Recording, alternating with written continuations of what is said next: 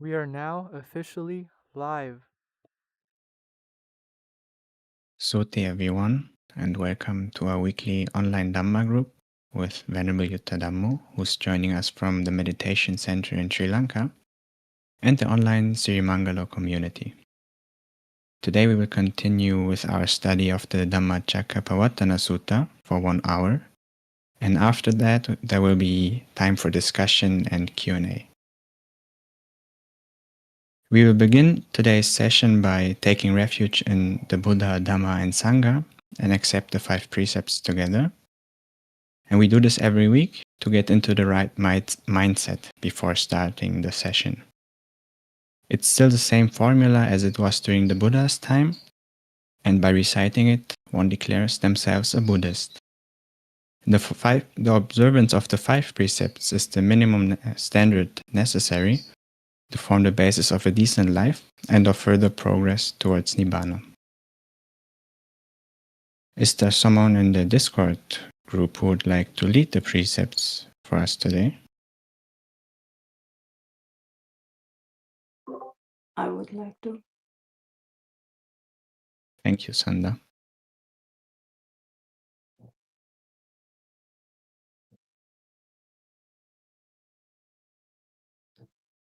Ahang bante ti saranena saha pancha silani yachami.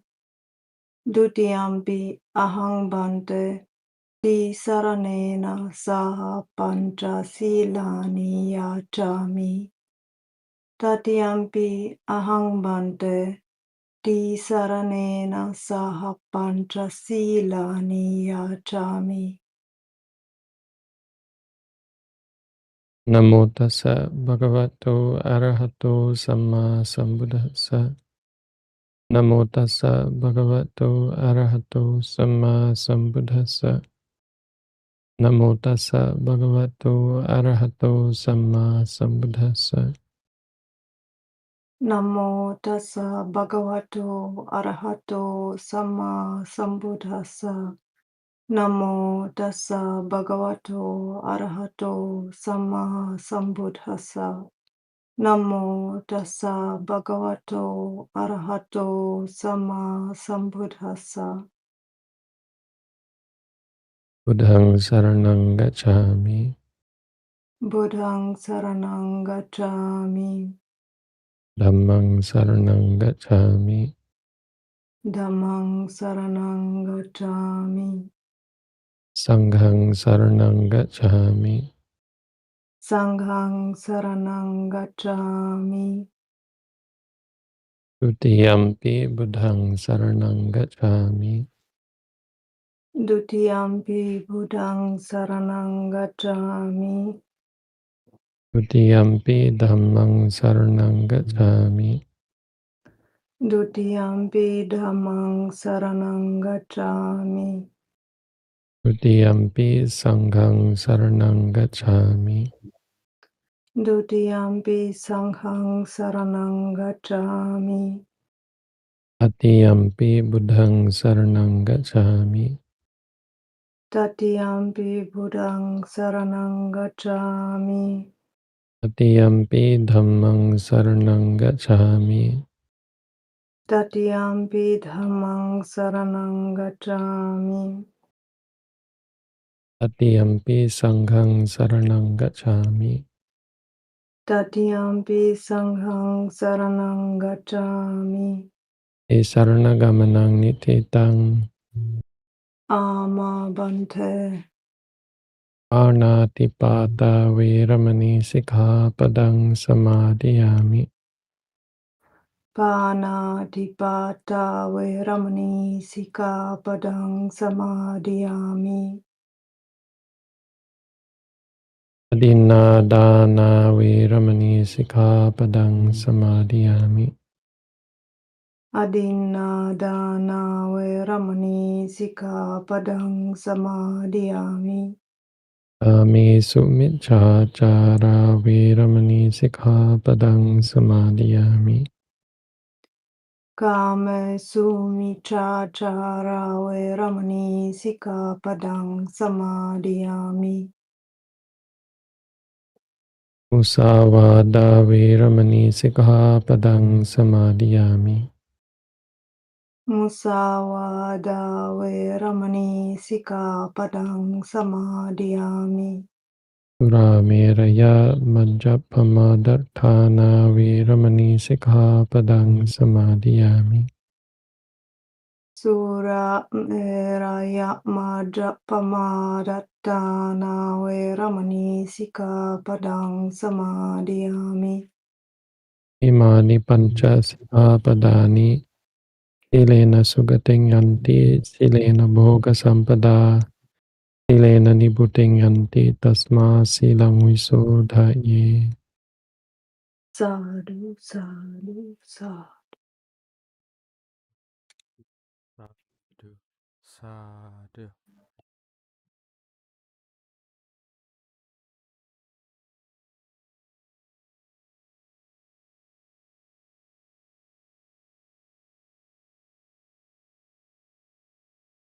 So we will now get into our readings of the Dhammacakkappavattana Sutta, commentary by Venerable Mahasi Sayadaw.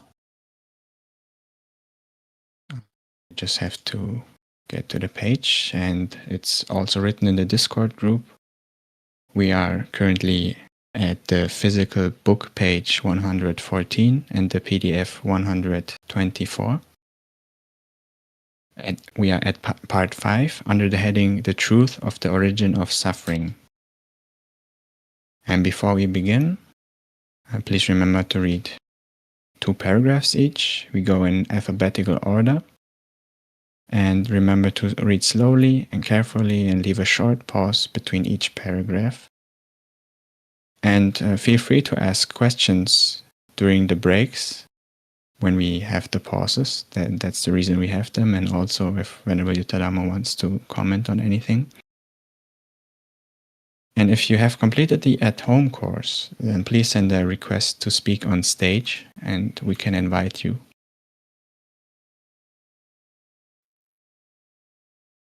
Shortly send everyone the reading list.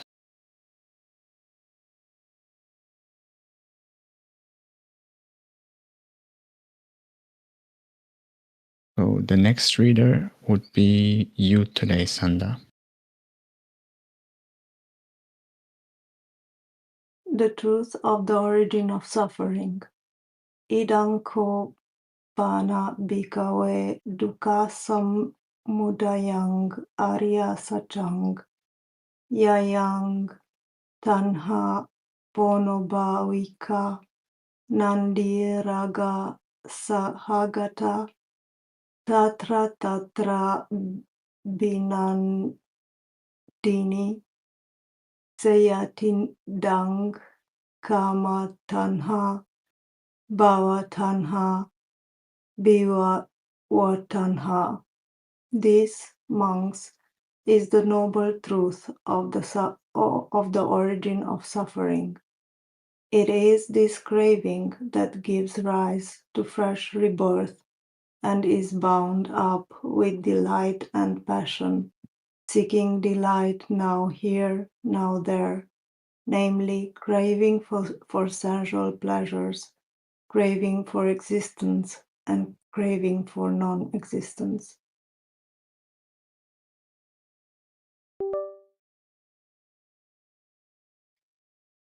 Craving for existence. Bhava.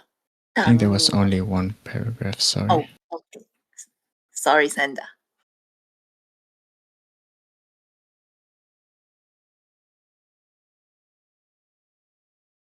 Craving for existence, bhava tanha, is holding the eternity belief.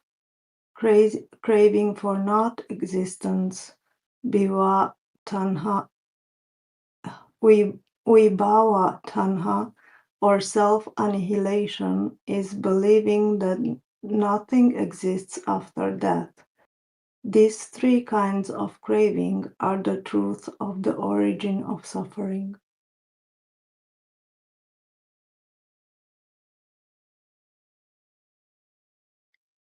Craving, the origin of suffering, is the also agency responsible for all the 12 kinds of suffering previously explained, starting from the suffering of birth or fresh becoming, and ending with the suffering of the 5 aggregates of attachment. To eliminate suffering, it is essential to know its cause. It is like making a diagnosis to know the cause of a disease so that it may be cured. The Blessed One had personally penetrated to this truth of the cause of suffering, and had consequently entirely eradicated suffering by removing its cause. The truth of the origin of suffering is nothing but craving or thirst. It is like feeling thirsty or hungry. Tanha is the thirst or hunger for sense objects.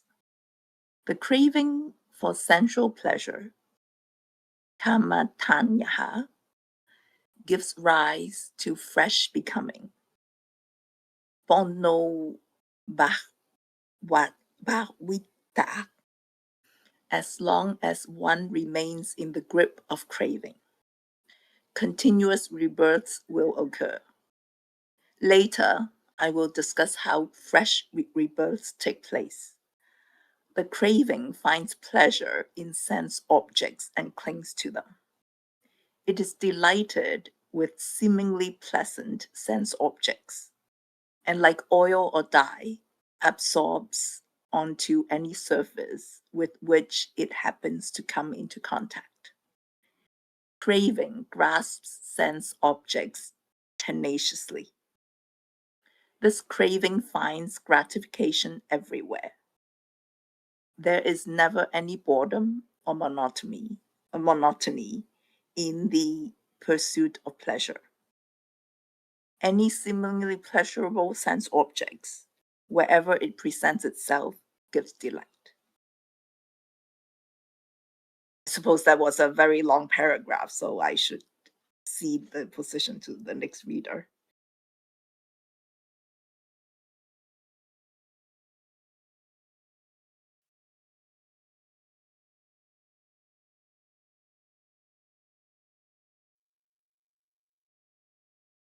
Continue.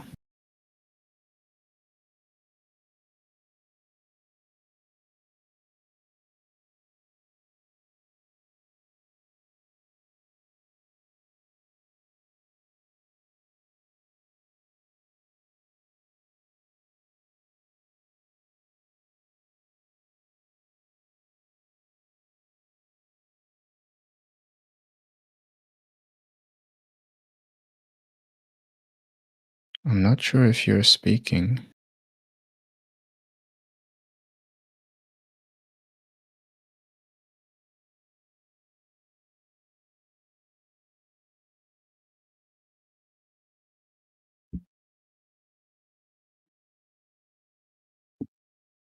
Hello, Sibitsu. Yes? Are you able to continue? Yes, sure. In the human world, life in the lower classes seem anything but attractive to people of a higher class. Yet we can see people, unfortunately born into poor circumstances, nevertheless enjoying their lives wherever they may be. Likewise, to the human mind, animal life is unpleasant, repulsive, or horrible. To assume the physical body of a snake or an insect is an abominable thought for a human being. Yet, if unfortunately rebirth takes place in an animal world, a being is quite pleased with its body and finds delight in its life. This is due to the nature of craving, which finds gratification in every existence, in every sense object, wherever it may be. The Blessed One, therefore, described craving as finding pleasure now here, now there, in every existence, in every sense object. This is well illustrated by the stories of Campeyya, the Naga king, and Queen Ubbari.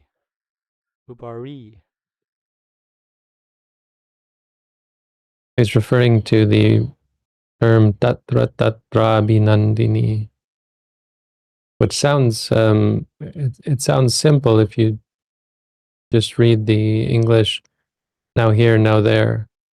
It just sounds like it's saying wherever you might find it, but he points out that it's actually a more important characteristic of tanha, that it doesn't discriminate. We often think there's a reason for our cravings, like we like something has some deeper meaning, and so we build a personality often based on our likes and dislikes. It's often a part of our conversation with others, what we prefer, what sort of a person we are, right? We identify with these likes and we make them out to have some kind of meaning. They create our identity, even our sexual preference, our romantic preference, our preferences for food, even our attachment to our culture, attachment to our society, our country, people who are patriotic, nationalistic, this sort of thing, attachment to religion. We think it has meaning, we think it has some kind of value to it. But the truth of it is that craving is just a sort of a fire. Fire doesn't discriminate. The Buddha talks about this, how if fire burns up some dried cow dung, which is something they used to light fires in India, even still today, I think they do. For sure they do. Then it's called a cow patty fire. If it burns grass, it's called a grass fire. If it burns wood, it's called a wood fire. But it doesn't discriminate. There's not a certain type of fire that only burns wood or only burns grass. It jumps from one to the other. Craving is the same. There's not really any rhyme or reason to our craving. They do develop into strong, hardened habits, though, where we loathe certain things that other people love, and we love certain things that other people loathe. But there's no rhyme or reason to it. There's no meaning behind it. Just an unfortunate habit that we have picked up and cling to. We even cling to our clinging, some kind of identity. I don't like this. This is my preference. I prefer this or that. And it's important as Buddhists that we free ourselves from this, that we discard this identifying, thinking that my preference, this is my preference. It's not. You really don't have a choice in it. It's just an unfortunate bad habit. You certainly shouldn't cling to it or identify with it. The imperative in terms of coming to terms with it and freeing ourselves from it, that we see it as simply like a fire or an illness, a virus that we have to cure.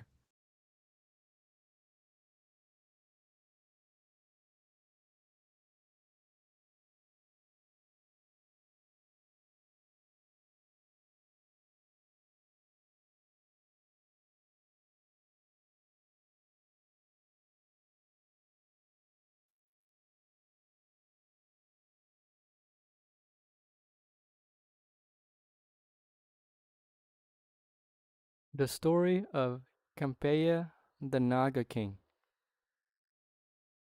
In one existence, the Bodhicatta was born into a poor family in the vicinity of the river Campeyya.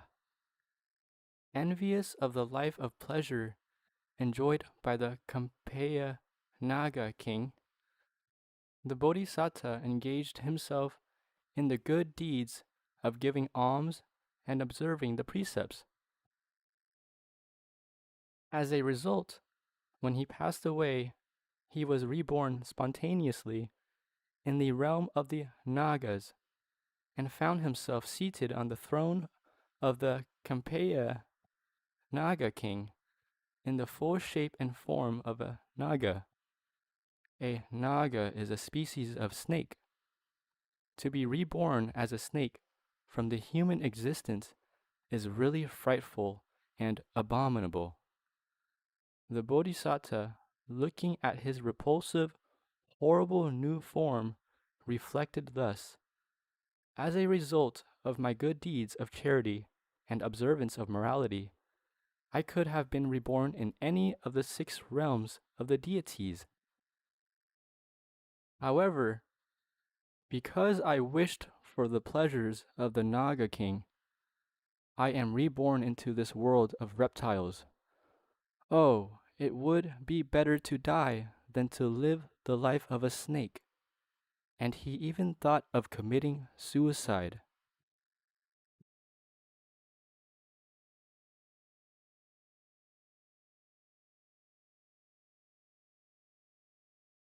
There's in Thailand. There's a snake that looks very much like a dragon.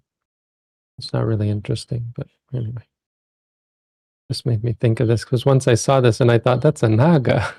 It looked so much like a naga, but you'd think a naga would be a dragon, and it was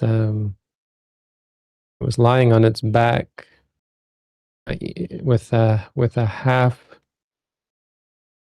half-eaten gecko in its mouth. It was trying to digest this, and its eyes were bulging, and it was just looking at us like, "Don't come near me." But it was completely incapacitated.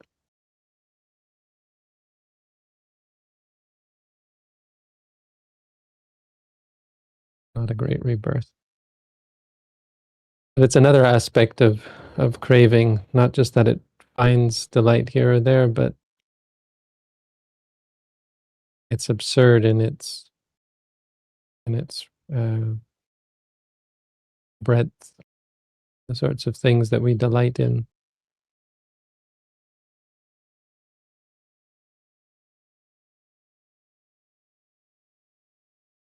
And maybe he's also getting there later, but this also points really out how important it is to have the right intention, I would say, when practicing meditation, for example. If you do it just for calm, then it might not be as beneficial as if you are firm in the idea or in the goal of freedom from suffering.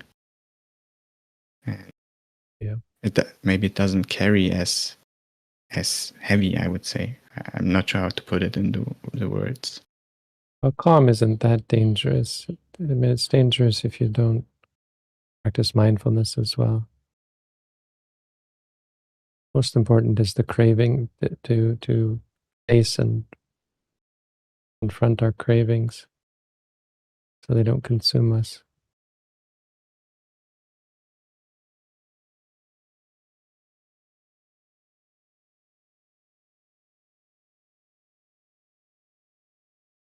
Mostly it comes down to, I mean, the most deeply entrenched ones are supported by our identity. You think of what sort of things you like. You can ask yourself this and you can identify, oh, this is what I've built up. You can notice how you've built up an identity. Ask yourself, what sort of person are you? What sort of things do you like? What is your personality? And you can find all these charlatans because none of them are real. But you can notice how you've been telling yourself your whole life that this is who you are. You've built up this personality. I mean, even starting from, as I said, your sexual preference. This is a big thing now. People who are heterosexual, homosexual, bisexual, pansexual, all these kinds of sexuals, it becomes very much a part of your identity. And none of it is there's no identity there. It's just habit. And those habits can change. They're slow to change, and they often are very persistent throughout life, or across lives even. You have to catch the identity that we create based on these. the identity of what gender you are. That's a gender identity. It's not worse to have this gender identity or that gender identity, and it's not something that we as Buddhists concern ourselves with. We're not against people changing their gender identity or disagreeing, having a gender identity that other people disagree with. We have no disagreement with it. The point is that any kind of craving that becomes a part of your identity is very difficult to let go of. Views support our craving, our attachment. And they don't even, or I don't want to say even, but don't arahants also have some kind of residue of their past habits or quote-unquote personality that would, I don't know, make them act in certain ways that would, because otherwise everyone would do pretty much the same thing. Yeah, only a Buddha frees themselves. It's called visaya. Visaya is what you come into this life with. It makes your personality different. Okay. So I mean, there's nothing harmful about having a personality in that sense. It's an important point. The point is that when we make craving a part of our personality, we protect it. And we prevent ourselves from confronting it objectively. But personality, the kinds of things that personality is manner of speech, manner of action, even some cultural norms, the way you behave, the way you interact with others. All of these are quite different among different people, even arahants. Arahants don't necessarily do away with it. They tend to do away with some of them. But that's just as a matter of becoming a monk and becoming a Buddhist and becoming an arahant.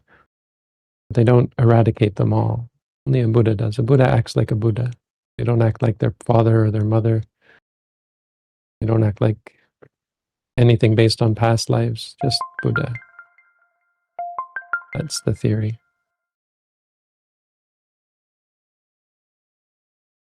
So personality in and of itself is not a problem. The problem is when you protect your craving, saying, I like this, or I'm a cat person, I'm a dog person, or you protect your sexual preference, your gender identity. These kinds of things are big hotbed topics that many religions have very strong opinions on. Buddhism, we just take it as just another sort of attachment, and you're protecting it because you identify with it. So if you prefer this sort of person romantically or that sort of person, I mean, that's honest. You can be honest with yourself and say, this is true. This is the sort of craving that arises. But when you say, I am heterosexual, or I'm a man, I am a woman even, when you cling to that identity, you prevent an honest observation of that craving, of the attachment.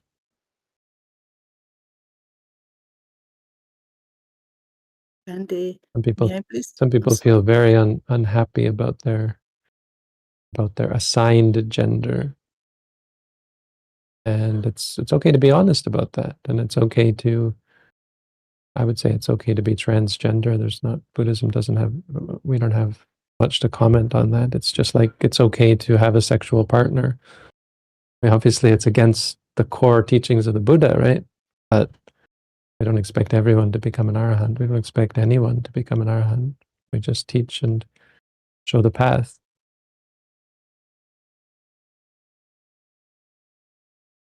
But we advise much more to be honest with yourself. If you don't like something, if you like something, and this includes identity, gender identity, sexual preference, that sort of thing. Those are good examples of very deep-seated attachments that can be very difficult because we have views about them, rather than just being honest that this is an experience that arises.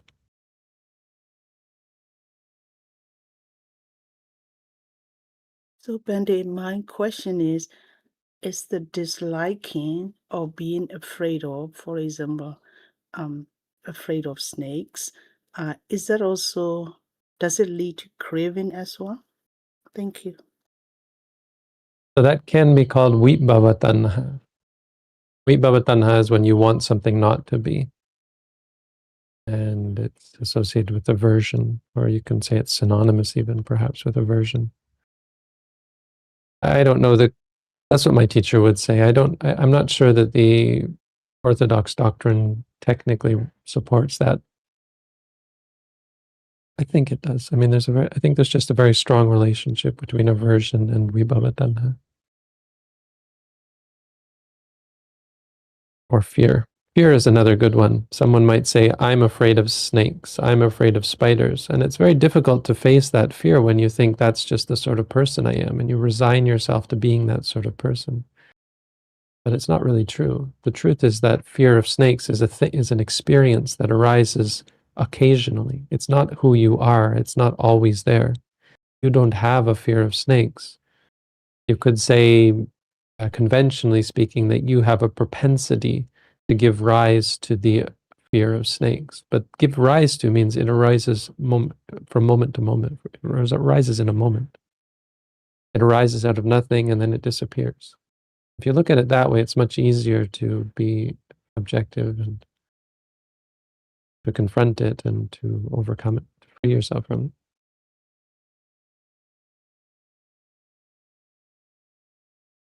Thank you.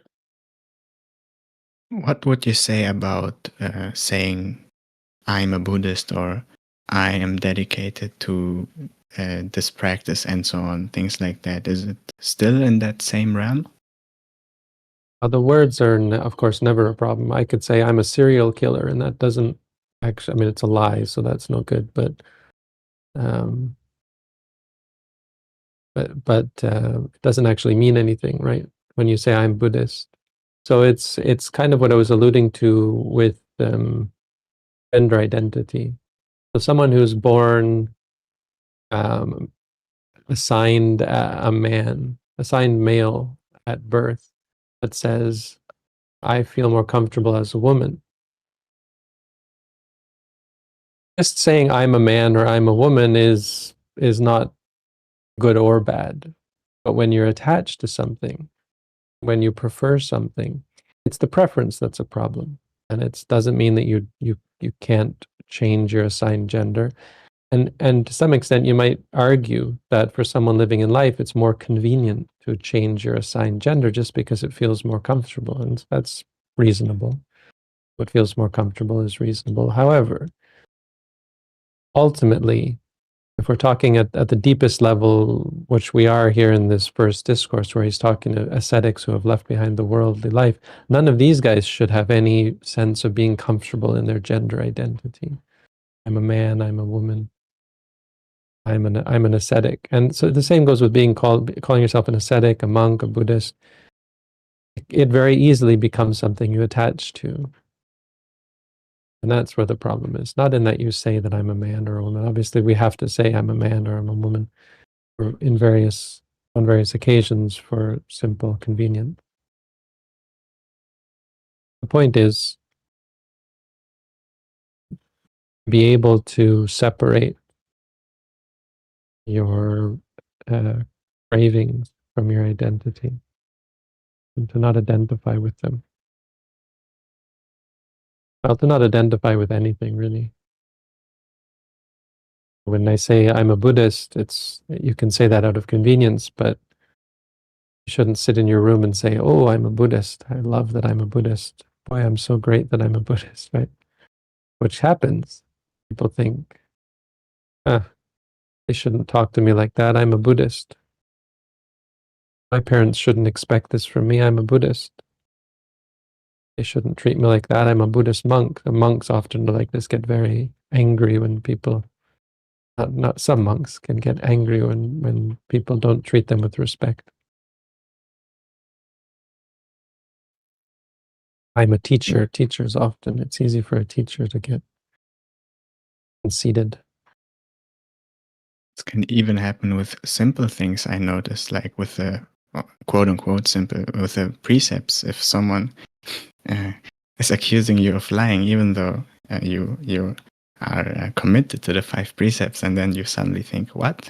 I would never break the 5 precepts.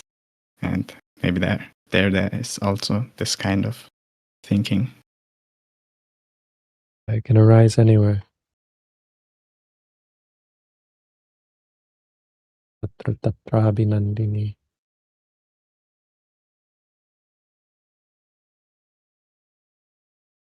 Craving is the hardest one. You see here, it's called the origin of suffering.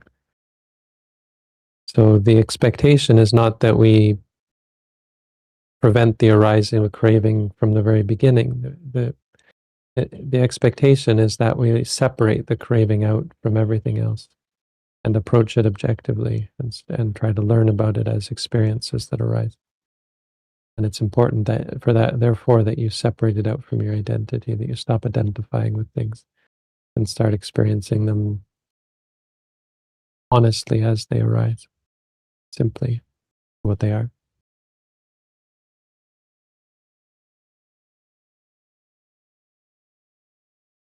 Sadhu.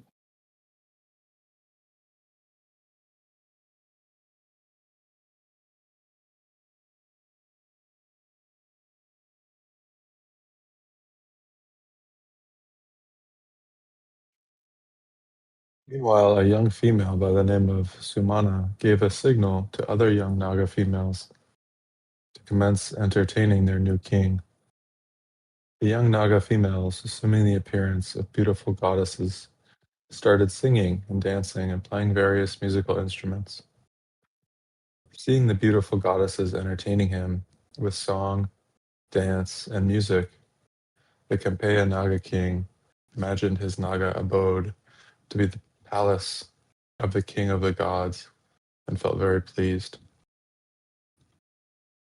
He also took on the appearance of a god himself and joined the female Nagas in their revelries with much delight.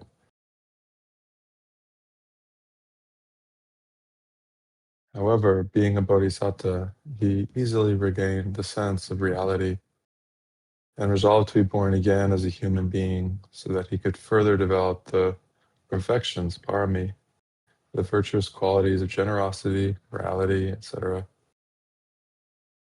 In pursuance of this resolution, the Campeyya king later came to the human world and, seeking solitude in a forest, kept observance of the moral precepts.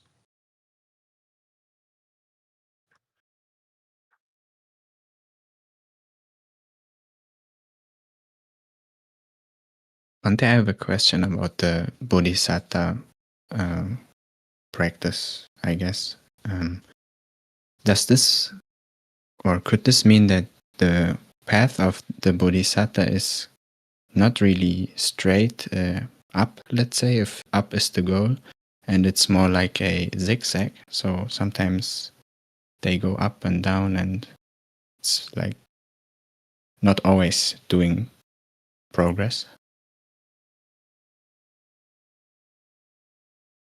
Well, there are 2 different kinds of bodhisattvas. There's the aniyata bodhisattva and the niyata bodhisattva. Have I got that right? I think I've got that right. Aniyata means uncertain. So anyone can say they're a bodhisattva. Anyone here could suddenly say, I make a determination to become a Buddha. But there's absolutely no certainty that that person is going to become a Buddha. Quite statistically, the percent chance is 0. The chance of them becoming a Buddha is statistically 0. But there is the very rare case that a person becomes a niyata bodhisattva, someone who is certain to become a Buddha. And this happens when they make the determination at the feet of another Buddha, and that Buddha confirms.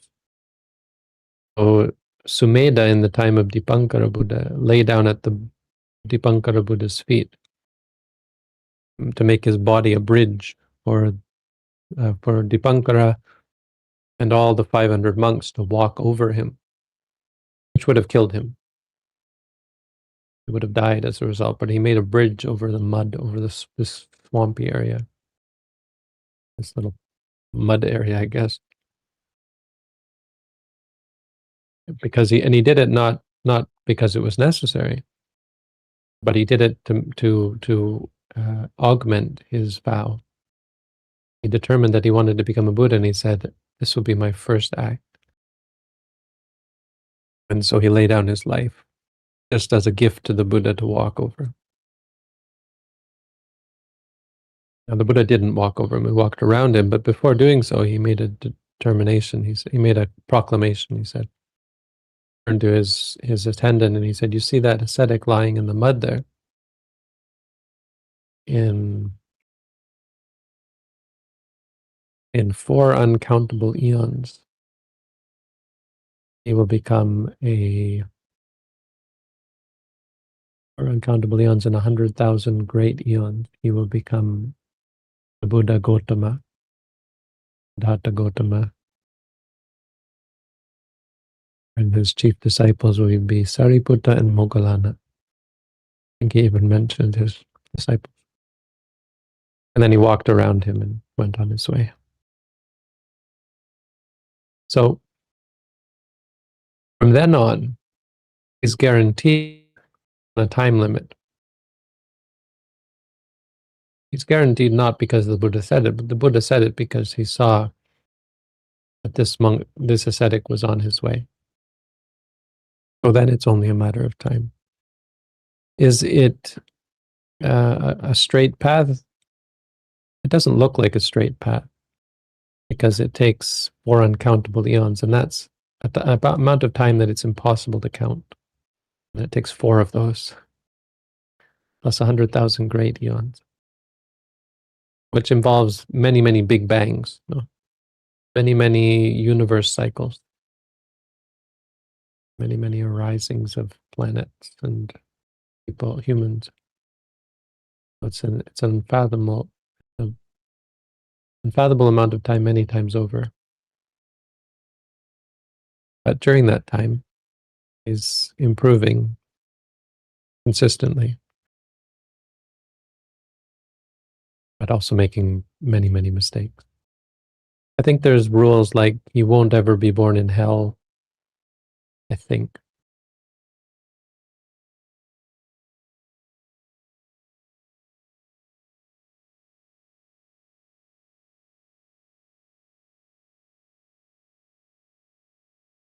Thank you, Bhante. I think it's always good to be reminded of how hard it is to become a Buddha, even though we cannot really imagine it.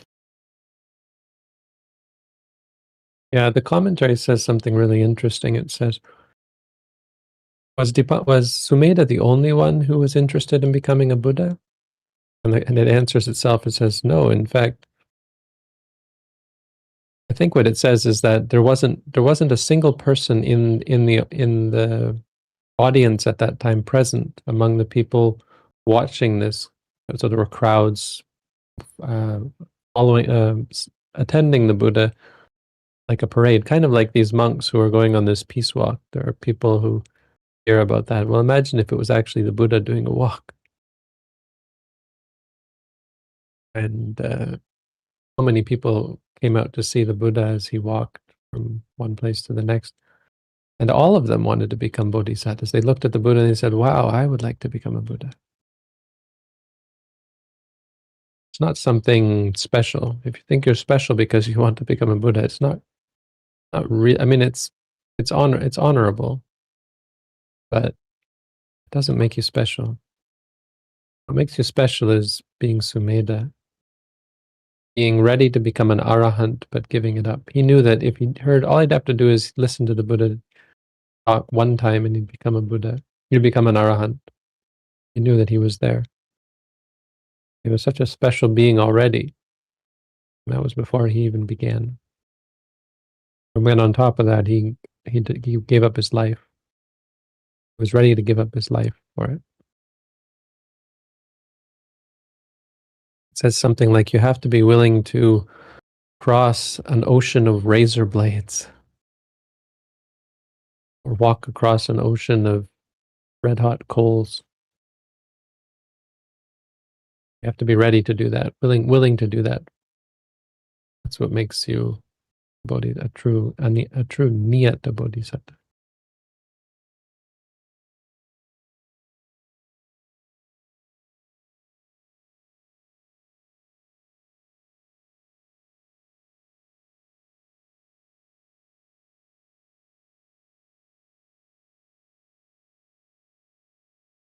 Okay, I will continue now.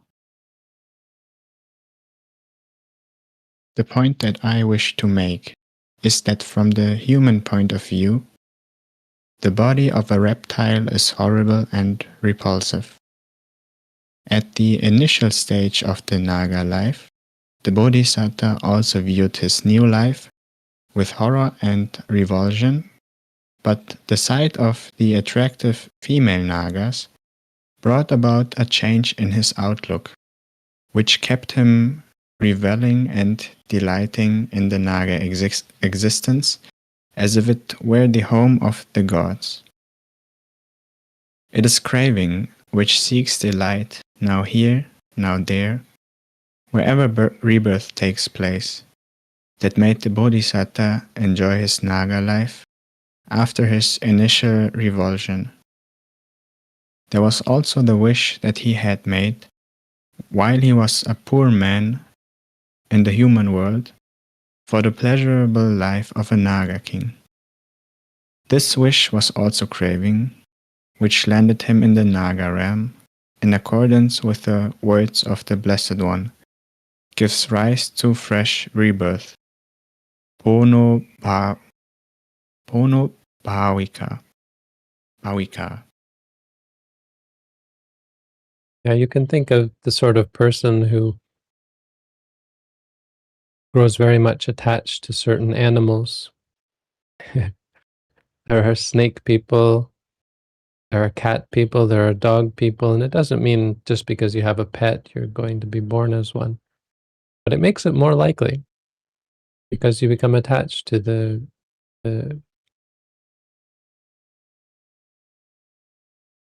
being of that attached to the idea of that sort of being. People attached to snakes, attached to cats, attached to dogs. People who are attached to horses probably are more likely to become horses. It's coupled with breaking the 5 precepts. If you keep the 5 precepts, you're pretty good. 5 precepts are a good general rule. If you're the sort of person who comfortable with the 5 precepts, you don't have much to worry about. But most people aren't, right? How many people break the 5 precepts simply through drugs and alcohol? Drugs and alcohol dulling the mind, dulling your perceptions, making it harder to have mindfulness. Much more likely to lead you to be reborn as an animal. I would say there's a direct correlation. Drugs, alcohol, being stoned, being drunk. Might seem innocuous, but it has an effect. And if coupled with attachment to horses or snakes, you're probably likely to become a horse or a snake or a dog or a cat. People who study insects can become very enamored with insect form. You don't really have data on what happens when you're attached to the computer or attached to your mobile phone. Seems like a fairly insect sort of thing. If you're addicted to Facebook, probably remembering or channeling your connection with the insect realm, the hive mind. Maybe even the ghost realm, because craving is so strong nowadays. Or delusion, I guess.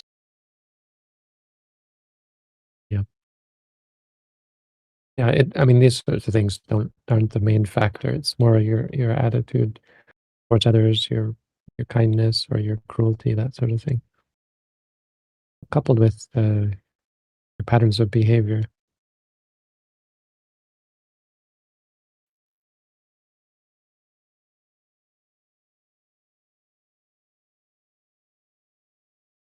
So it also makes you think of the nature of young children.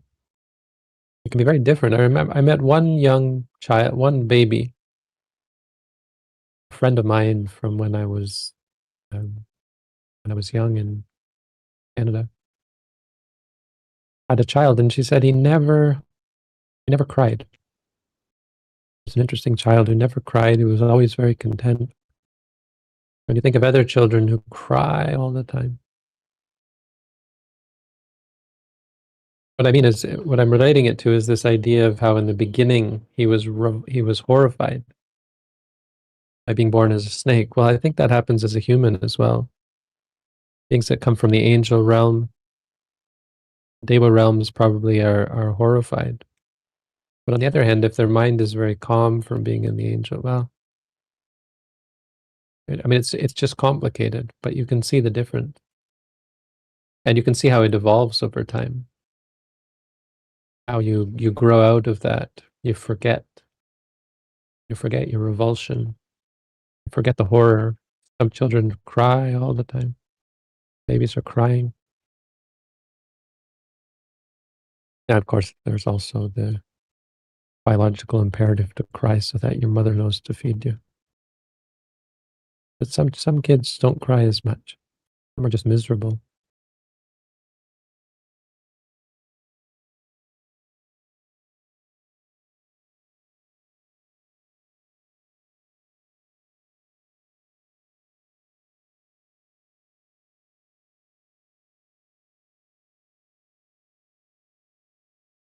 The story of Queen Ubbari. Queen Ubbari was the chief queen of King Asaka, who once ruled over the country of Kasi at its capital Partali. She was said to be of great beauty. Ancient kings used to select the most attractive maidens of their kingdom to become their queens.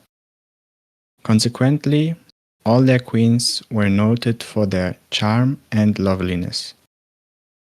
Queen Ubbari was outstanding amongst them because of her raving beauty and enchantment.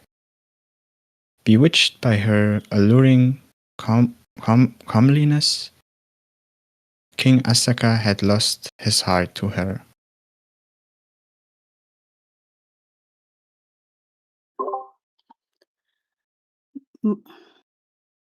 Much adored by the monarch, and while still in the prime of her beauty and charm, Queen Ubbari went to the abode of the gods, which is a Burmese euphemism for the death of royalty. Likewise, flying back means the passing away of a Buddhist monk, which is merely a cultural usage. In fact, a dead person takes rebirth in the next existence as conditioned by karma, their previous volitional activities.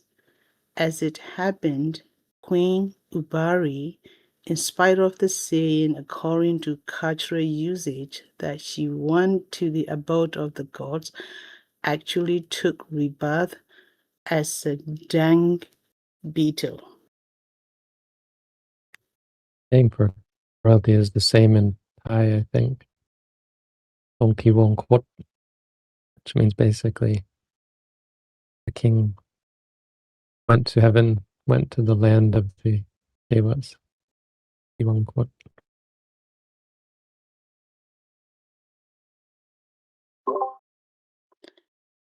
With the passing away of his adored queen, King Asaka was consumed by the raging fires of grief and lamentation. He had the corpse of the queen embalmed in oil, placed in a glass coffin, and kept by his bedstead. Overwhelmed by grief, the king lay on the bed without food or sleep, wailing and mourning over the loss of his beloved queen.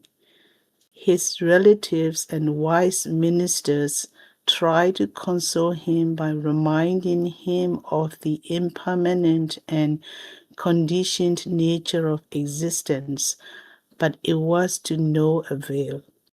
The corpse in the coffin, being embalmed in oil, would remain well preserved, just like one treated with chemical preservations in modern times. The queen would therefore appear to the king as if she was sleeping in the coffin.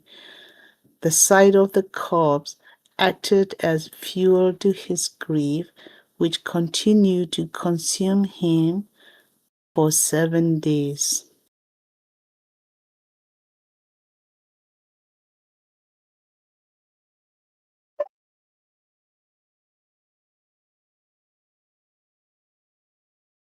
At that time, the Bodhisatta was a hermit endowed with supernormal powers, abhinya, living in a Himalayan forest. He happened to survey the world using his powers and saw King Asaka in the throes of intense grief. He knew also that no one but himself could save the king from his misery. He therefore made his way to the royal garden of King Asaka by means of his powers.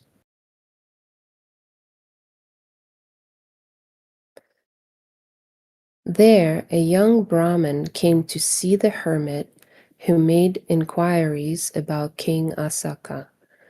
The young man told him how the king was overwhelmed by grief and requested him to save him. He replied, "I do not know the king.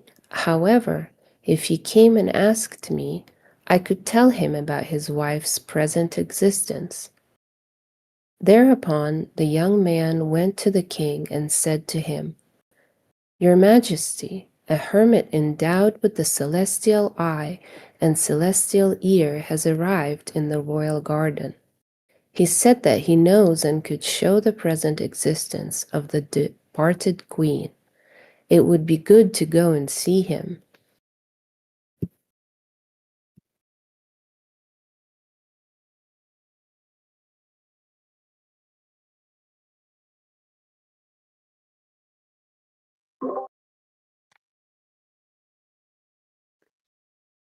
Upon hearing that the hermit could show him the queen in her present existence, the king immediately took off for the royal gardens in a carriage.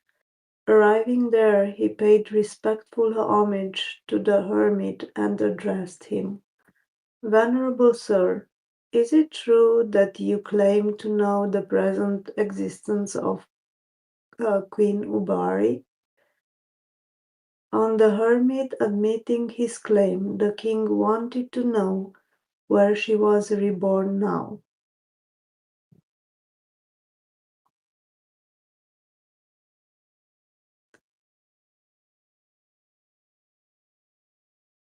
"O great king, Queen Ubbari took delight in her beautiful appearance and was very vain.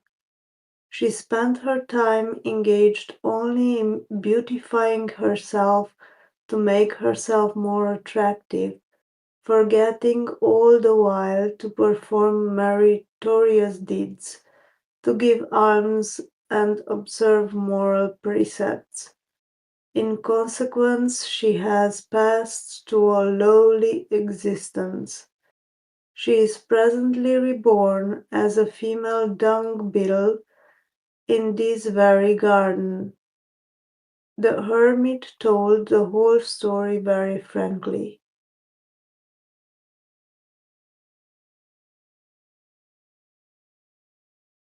And the rest we can continue next time, because we've already hit the hour, and I'm going to thank everyone for reading and taking part in the study group. And if there are any questions now about the text and discussions, you are welcome to ask them either with microphone or with chat. And We will also begin asking the YouTube questions if there are any, and yes, there are some. Yes, thank you.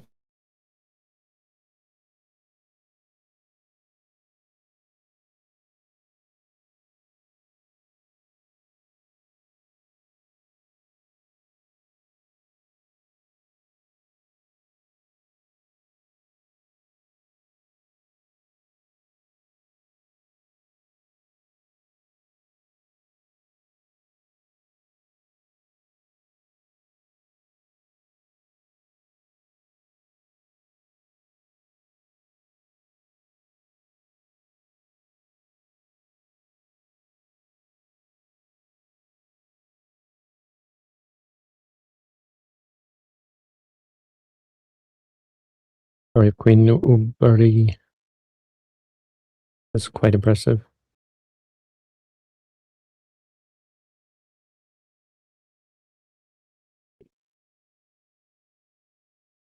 Bante, what did you mean? Well, it probably comes as a shock to people how someone can be born as a dung beetle from being a queen. And how vanity is that sort of thing. I mean, it really makes you think a little bit harder about the sorts of habits we get caught up in, the things that we have cultivated, the habits, inclinations we've cultivated in our lives, without realizing the ramifications of some of them. Vanity. Vanity is a bad one. Think of how birds preen their feathers. There's probably a connection between people who are very vain and that sort of animal. But again, vanity itself isn't enough. You have to also be disinclined to keep the 5 precepts. I mean, you don't have to actively be breaking them.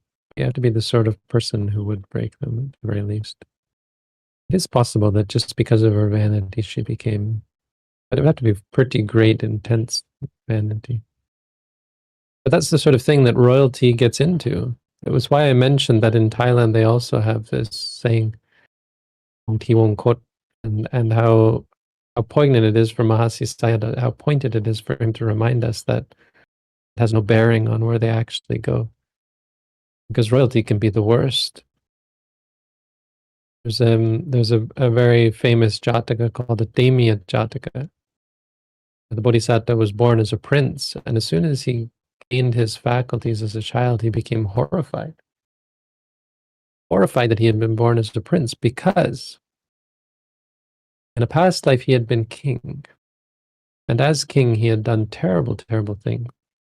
And as a result of those terrible things, killing people, imprisoning people, having people tortured, taking people's money, that sort of thing.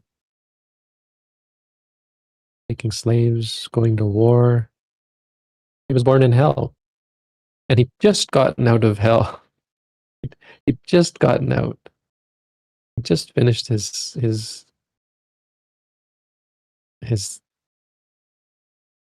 long, long imprisonment in the depths of hell. And lo and behold, he's born as a prince.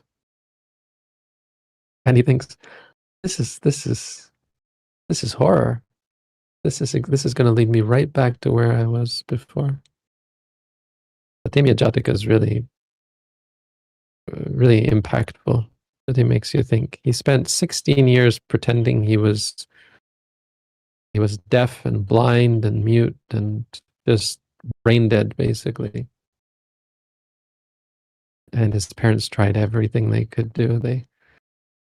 They threatened him with. They pretended to have him threatened by a by a raging elephant and this sort of thing, and he wouldn't move a muscle. He just lay there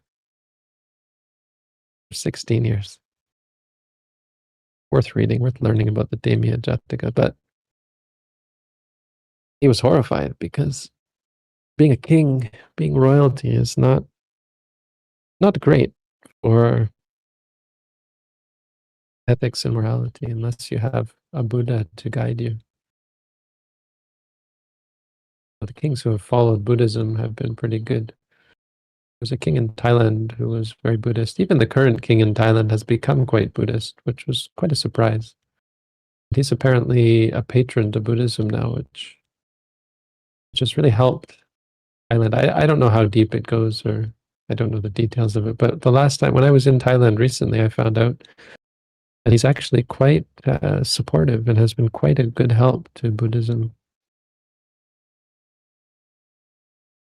So there's that. Buddhist kings might have something to protect them, but they still do such terrible things that we never really hear about.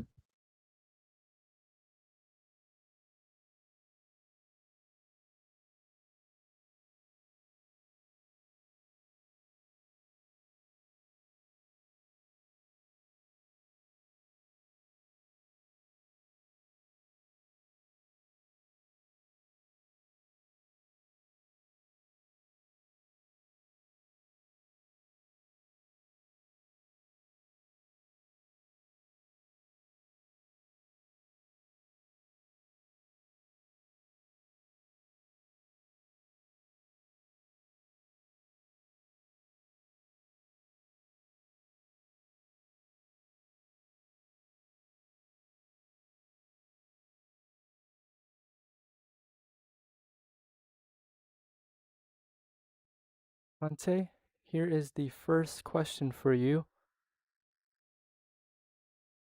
I read somewhere that when listening to Dhamma, we should listen as though it were the Buddha himself speaking. Is this correct?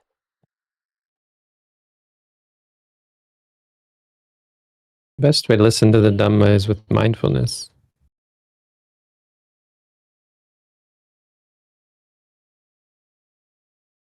Best way to do anything is with mindfulness. I mean, I think it would be difficult to do that. It would be problematic to do that because it's not the Buddha, and so you have to be careful that you don't take the words of any one teacher to be the words of the Buddha. It'd be great if you could put aside that doubt, and if you didn't have to think about that when listening to a talk.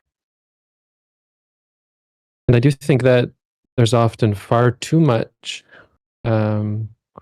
critical. What's the word? Being overly critical amongst people who listen to the Dhamma. People will be looking to find fault and prone to being inclined to doubt everything. But there is that problem, and reminding yourself that it's the Buddha's teaching and reminding yourself to focus on the Buddha's teaching can be valuable, so that you don't get caught up in the weeds, that even if a teacher does say something that's not right or not perfect, that you're not upset by it. You don't want to get angry and dislike what someone says, even if you disagree with them. So thinking about the Buddha can be great, but much better to be mindful, because inevitably during a Dhamma talk, your habits are going to come up. Listening to the Dhamma, or this session, as an example, is great for testing your patience. Because inevitably there's going to be wanting, craving arise. Maybe you're even craving food, or maybe you're the sort of person who has Facebook open in one tab and you're tabbing between Facebook and here, or worse, maybe you're watching a movie or doing something, playing a game while you're listening to this or something.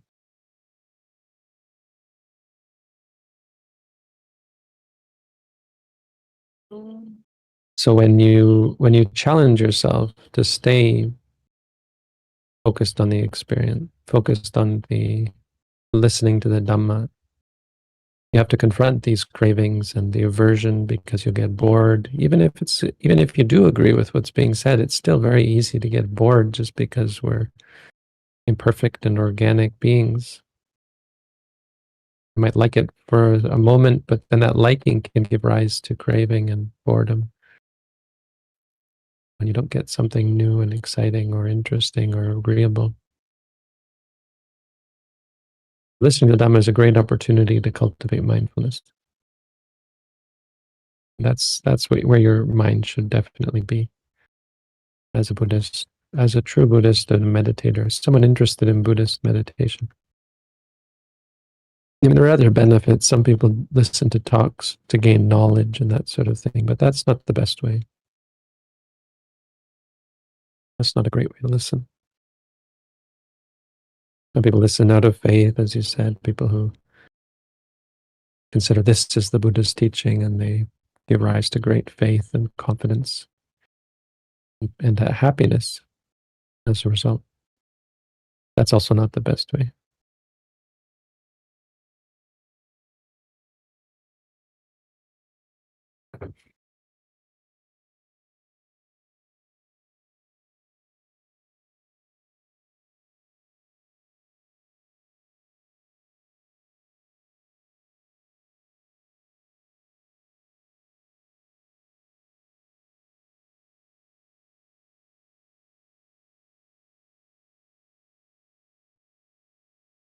Okay, here is the next question. As an animal lover, how does one eliminate craving and remove attachment to a pet?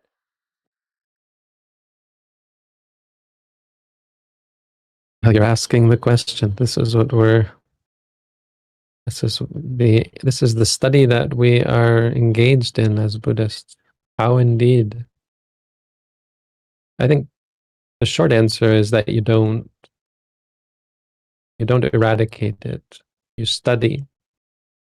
If you go in trying to remove it, you're actually going to feed. You're feeding your defilements. You're feeding ego at the very least. I will fix this. But you're also feeding craving and aversion. You can even complicate things, create aversion towards your craving, right? Wanting to get rid of it, feeling guilty about your craving. Buddhism can make you feel more guilty because the Buddha said it's bad, it's the cause of suffering. Oh, I'm a terrible person because I crave things. That's not the point.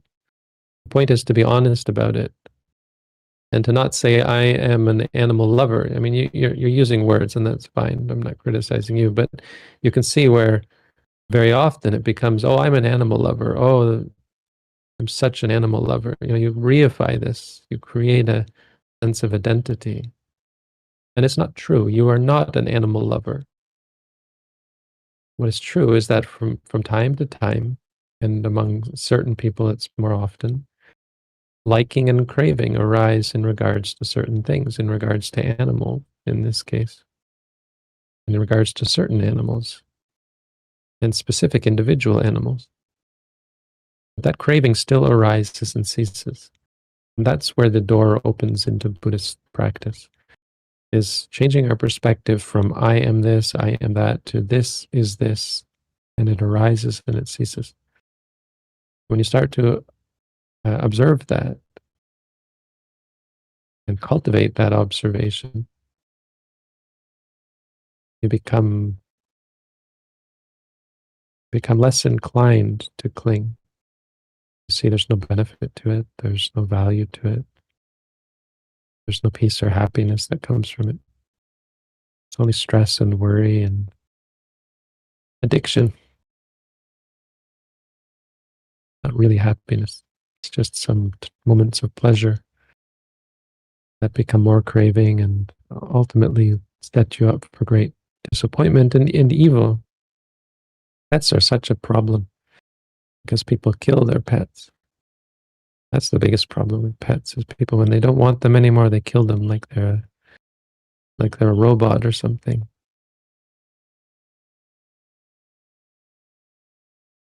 And they're problematic because we become very attached to them. And people talk about emotional support animals. And as far as things go, that's not a terrible thing. But for ordinary people, there's nothing terrible about having a emotional support animal. It's much better, I would say, than taking psychoactive medication. but it still is sort of the opposite of what we try to do as Buddhists, which is to confront our emotions, to face them and learn about them instead of trying to prop them up and support ourselves.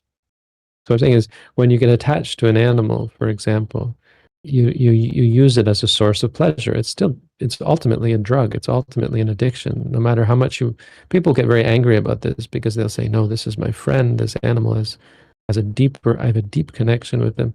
Even if it's a human and you have what you call a deep connection, it's still just a drug. It's still just a means of acquiring pleasant experiences. Now, with humans, you can temper that, of course. Many relationships among humans are deeper than that. There's wisdom involved, there's compassion, there's kindness, there's self-development. With animals, I think too often it just becomes the comfort, the pleasure. Now, if it is deeper, I mean, there is the fact that we care for animals. We do provide them with support, which is a good quality, right? A wholesome quality. But the fact that we're doing it with animals kind of speaks to the fact that it's much more to do with craving, because, well, we could be helping humans in the same way. We could be helping people we don't know. But we help the animal that we have become very much attached to. Anyway, it's complicated. It's not to say you're a terrible person if you have pets. It's just to point out that there is craving there, and as a result, there is the inclination to do bad things, and there is the potential, the inevitable reality of suffering when you don't get what you want, when your pet leaves you, when your pet changes, that sort of thing. Or when people say, oh, your attachment to your pet is not good, oh, that can make people very upset. We get very attached and we identify this, and we put value on our attachment to our pets and that sort of thing, just as we do with everything.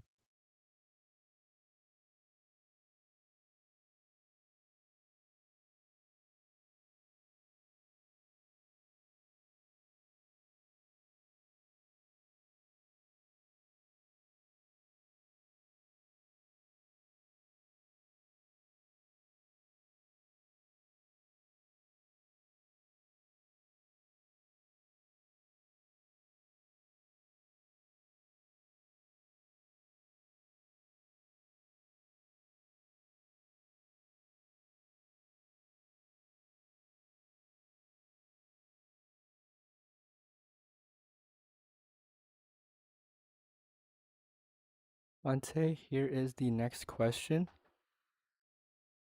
Is keeping the 5 precepts enough to not be born in the animal realm? I mean, I guess it's technically not. I was trying to think of the fact that it's not really a reassurance. But I'm trying to think of exactly how to say it. It's a good indicator. But it's not about whether you've kept them or not. It's about whether you're the sort of person who would keep them. So some people never have the opportunity to break any of the 5 precepts, and it just never arises. They're just never in that situation. People who live in cities will, some people will never have the opportunity to kill animals, opposed to people who live in the forest or on a farm or that sort of thing. Maybe you're in a culture or a family where there's no alcohol or drugs and that sort of thing. Some people just never get into it, but you're still the sort of person who would kill, would steal. That's more of what you can ask yourself. Are you the sort of person who would? Would you do that? Because what it means is how corrupt are you in your mind? How prone are you to anger? And I mean, even then, it's not a reassurance either way, because it all comes down to the last moment. At the last moment, at the moment when you do die, if you're inclined very much towards anger, then of course it's much more likely you're going to be born in hell, which is where people with strong anger are likely to go. Anger at the moment of death leads to hell. If you're very much inclined towards greed at the moment of death is the primary cause for being born as a ghost. Ghosts that are always wailing and yearning, can't move on because they're attached to something. And if you have strong delusion, then at the moment of death, delusion as a cause leads to the consequence of primarily being born as an animal. Animals that have dull brains, dull minds. We think an animal is very clever when it can sit. Some dogs are apparently very clever.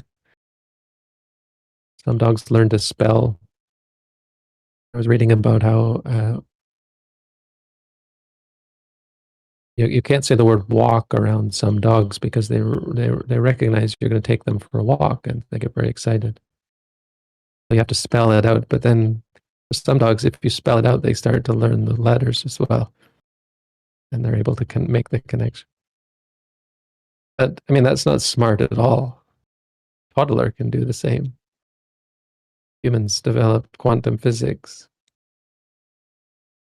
Animals have too much delusion to be capable of such depth of thought.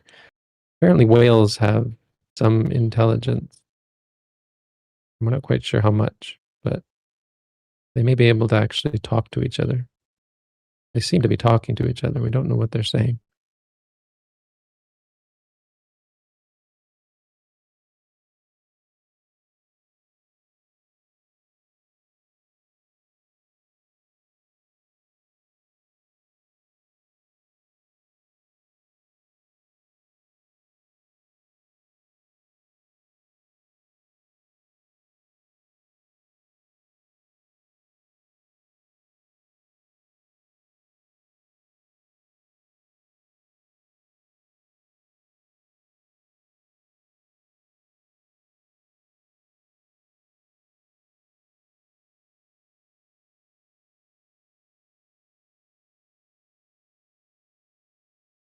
Ante, here is the next question.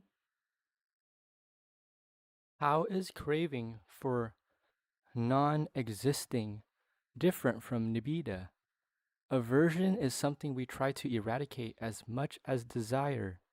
From the text, it looks like he does not want to be a snake anymore, and it looks like he is close to finishing it. If he does not want to be, will they move on to a different form, different from the current one? It looks like there is no desire to be a snake for him, the Bodhisatta. You're just saying words, but they aren't evidence of exactly what the Bodhisatta is feeling. So when you say it seems, right, it looks like, I mean, we don't actually know. We just have what Mahasi Sayadaw says, and it's his interpretation. It's his, not really interpretation, but his description of what the text says in Pali. And then the Pali is just someone's description of what actually happened, and we don't know what exactly happened, or whether it was embellished, or whether they got it wrong, and that sort of thing. But I mean, none of that's really important. But the point is that it could be many things. And certainly someone could have nibbida, and someone could have aversion. But nibbida is something very different. Nibbida is getting tired. Nibbida is being tired of something. And ni is like losing interest. It's quite remarkable. You notice it because you're able to compare with how you used to be excited about things. And you notice that things you used to get excited about no longer excite you. You get tired of it. That's nibbida. It's not that you have any aversion or you want to get rid of it. Just you look at it and you think, oh, I used to like that. Like food, for example. Someone who enters into the state of nibbida, they'll notice that this food is just food that I would be so excited about. And they look at it and it's just, oh, food. I have to eat that. I mean, that's maybe getting into aversion. And there is a close relationship. Some people do fall into aversion during a nibbida jnana, but aversion is bad. It's the hindrance. Nibbida is just loss of interest. So you really feel like eating is a chore, because it is a chore. It's like taking your medicine, but now we have very conveniently put medicine in pills. But we haven't put food in pills. So food, you have to mix it all up, and you have to chew it, you have to swallow it, you have to digest it, and there's all problems all throughout that. Like if you have a toothache, if you don't like the taste, if you have digestive problems, it's just such a chore. So there's two ways. You can be angry or upset about that, and that's not nibbida. But nibbida is when you're tired of it, and you realize this, and you just lose the enchantment, the illusion, the spell is broken, and you see the reality of it is what it is. Not bad, but it's also not good. And you'll notice that about things you used to like, or things you used to get excited about. So it can be bad things as well. Maybe you used to be afraid of spiders, and now you notice, oh, I see a spider and I'm not afraid anymore. That's a part of, or a product of nibbida.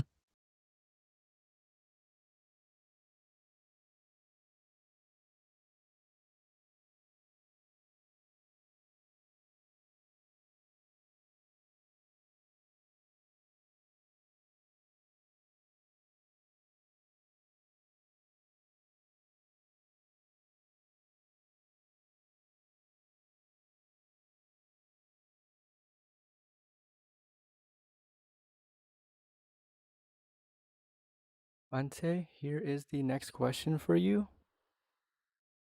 I haven't meditated for 2 years and have fallen into serious procrastination. I delay everything from work to meditation. When I meditate, I do it for a day or two, then fall back into old habits. Any advice?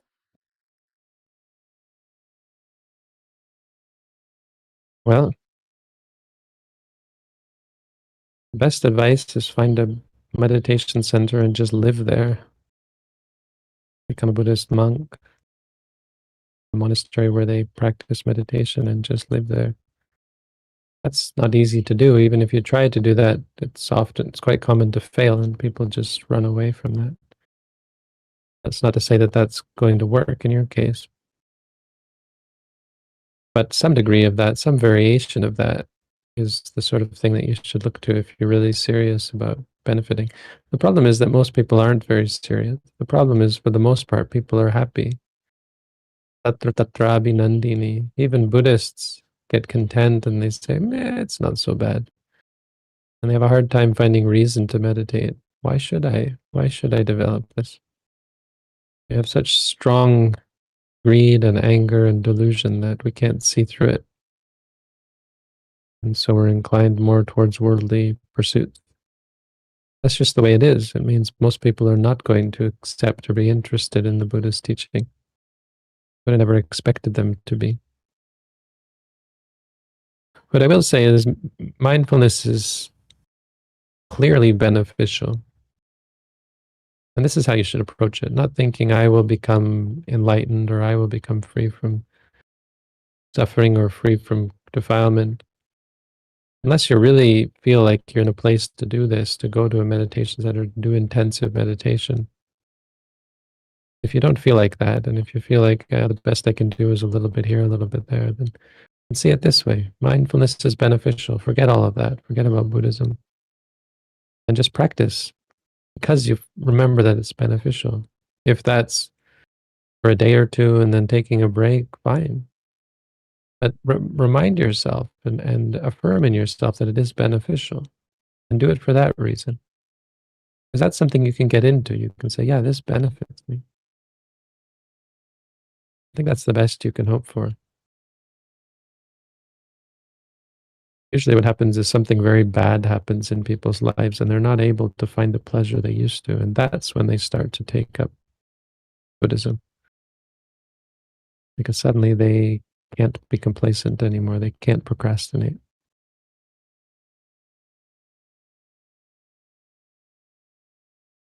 There's 4 types of purebred horses, the Buddha said. Horses that are fit for a king.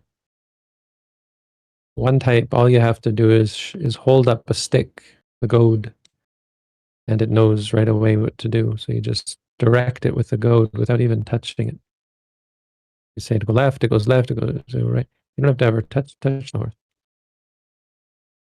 The second type of horse, all you have to do is touch it. Touch it on the right, it goes left, I guess. Touch it on the left, it goes right, or whatever. I've never ridden horses, but something like that. You just touch the horse and it knows what to do. This is a purebred horse as well.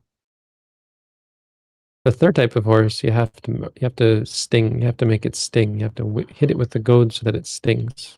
And when it stings, then it knows, oh yeah, it knows what to do, and it does the right thing. Also a purebred horse. The fourth type of horse, I hope I've got this right now, let me see. You have to actually hurt it. I can't remember the actual wording now, but it's something like you have to actually hurt the horse. You can't just sting. I wonder what the difference is there. Anyway, you have to go read this. I'm not getting it right exactly. But the third one, you have to really, has to hit the bone, hurt to the bone. Tunkadup, my teacher would say. Tunkadup, the bone. That's the fourth type. But once you make it really hurt, then it does what needs to be done. It does what you tell it to do. Not really a Buddhist thing, this raising horses, no. But likewise, there are 4 types of people in the world. So one person, they hear about suffering. They hear about other people suffering, getting old, sick, dying, calamity, despair, loss. They just hear about it. Someone they don't know, never met, not have any connection with. And it moves them and it makes them think, oh, that could happen to me. I better dedicate myself to doing good so that practicing so that that doesn't happen to me. This is the first type of purebred human. The second type of human is someone who has to have it happen to someone they know, see it happen to someone, see someone die, see a dead person, see someone get old, sick. Not someone they're interested in, but just like a thing that they see happen to others, people who they have no real connection with. And then they realize, wow, that could happen. What if that happened to me? How would I react? This person wailing and moaning and lamenting, and think, would I be any better? And they realize that their mind is also weak, and they are not able to deal with calamity and despair. The third type of person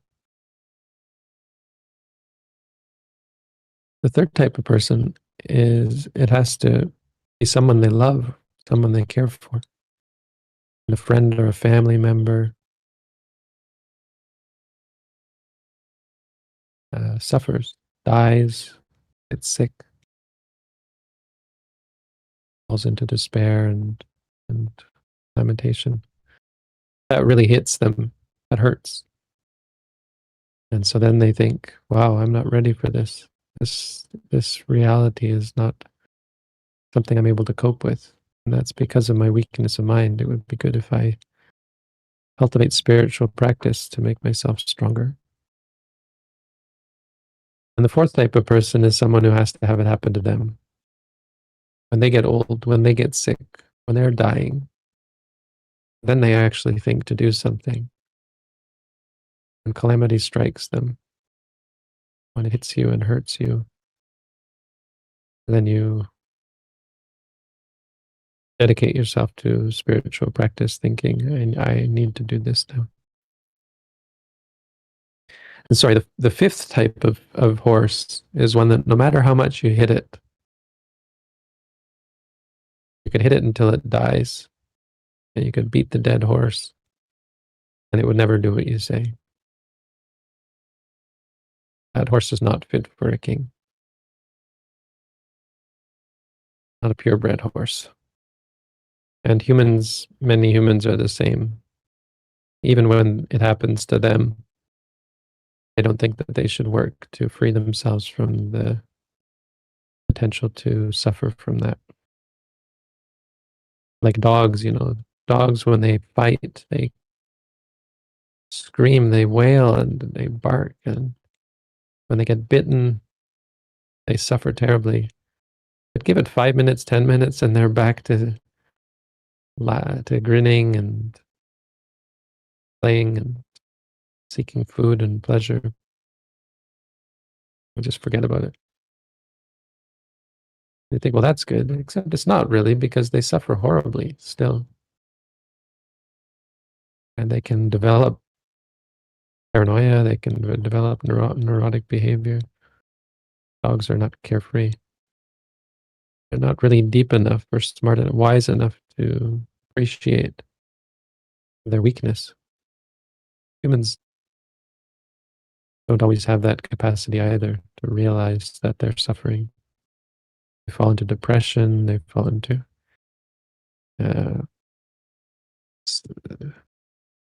they can become spiteful, people can become bitter,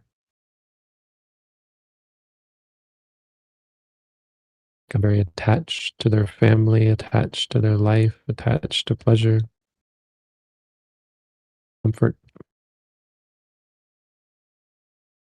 Not seeing as they get old, sick, and die that there's something more to be done. And they'll die before they realize that.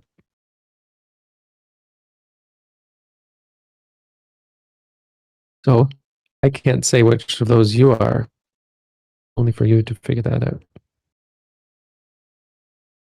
But I guess mostly all we can say is that we're here for those people who do incline towards meditation practice. I mean, it's kind of tough love to say that, I think in a good way. Because what people are expecting not to criticize you, but when you ask this sort of question, you're looking for a solution. You're looking for me to solve your problem. I don't mean that in a harsh way, but you kind of are. I mean, it's understandable, but these sorts of questions come often. I'm not able to practice, I'm procrastinating, what should I do? The answer is you're going to get old, sick, and die without getting there. I mean, it may be things are hopeless for you. I can't say. Only you can decide that.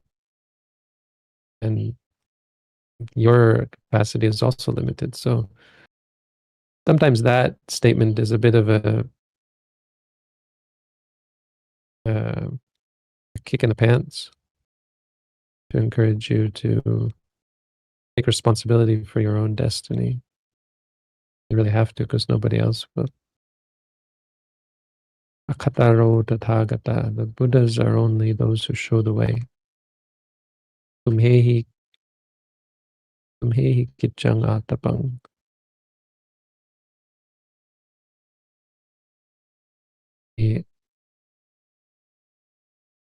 The work, that which is to be done, is yours, is for you to exert yourselves.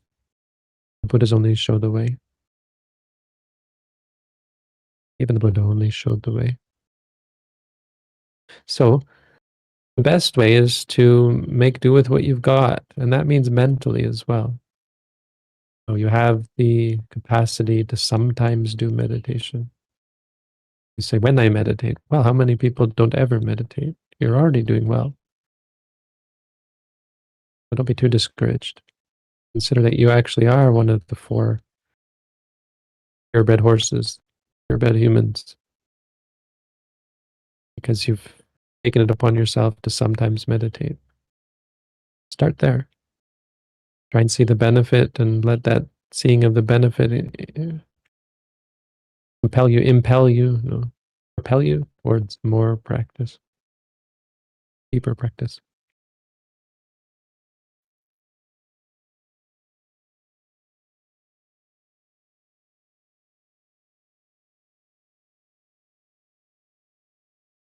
And I don't know if you mentioned it. I was doing some work with the questions, but also I find it very important to surround yourself with the right people because we often have that weakness. So I don't think it's something bad if you take these kinds of supports. And for example, if you don't have a Buddhist community, even that online Discord group, if you can connect with others, even do volunteer work. For me especially, I find it to be very, it helps me connect with this practice and with what is for me important.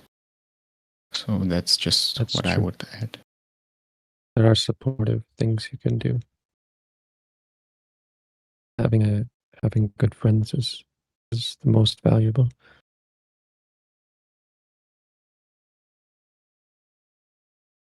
Studying is also valuable. Doing good deeds is also valuable. Being kind, compassionate, ethical.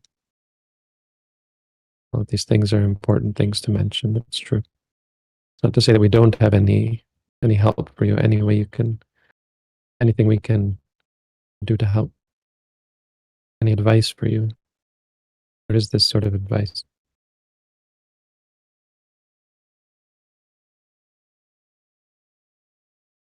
Be kind and compassionate and find ways to do good deeds. Keep the ethical precepts, study, and most importantly, surround yourself with good people.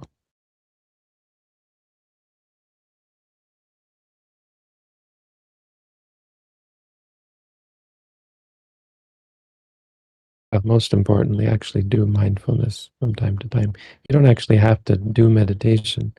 When you walk somewhere, you can say to yourself, walking, walking. When you're sitting, you can say sitting. Even coming to this session, you said, I haven't, I can't see this. I haven't meditated for 2 years. Well, here's an opportunity. You're here with us, so if you sit and say to yourself, sitting, sitting, or if you listen to the sound of my voice and say hearing, hearing, and you're meditating. And you can't say you haven't meditated for 2 years because you just did it. That's all it takes.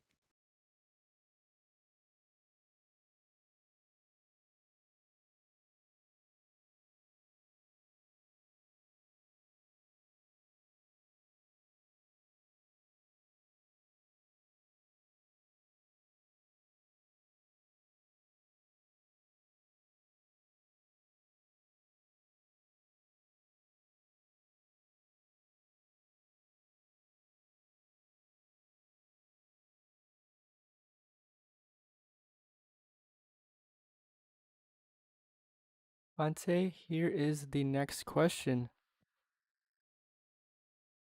I notice myself liking the results of concentration in meditation, and then worrying if I might be getting off track when these things arise. Other than noting my liking, is there anything else I should do, such as try to stop or weaken the concentration? No, concentration's not a bad thing. Why would you think that?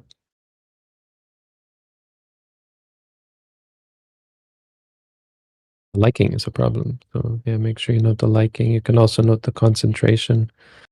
Probably you feel calm or you feel quiet. You can note that calm, calm, or quiet, quiet. You should note the calm for sure. There's nothing else you should be doing. Certainly shouldn't try to weaken. Even if it were a bad thing, you shouldn't be trying to weaken it. Good or bad, they're still experiences, and all we're trying to do is understand them. See them clearly so we can understand them. Understand them as impermanent, suffering, and non-self. It's not worth clinging to, not worth getting excited or upset about. Also note the worry. You didn't mention that. You should also note the worry and say worrying, worrying.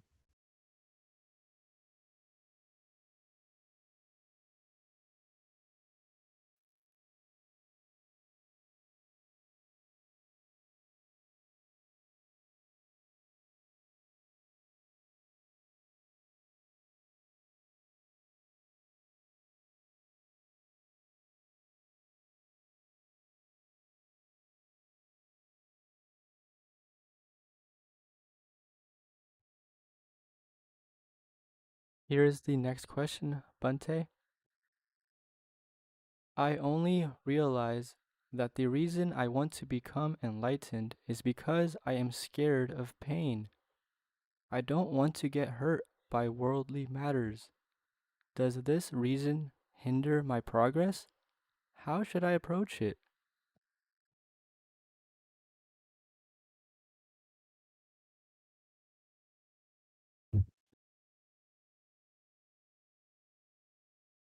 That's not a bad reason. It's not really wrong. But fear is a problem, so you have to note the fear. You have to say afraid, afraid.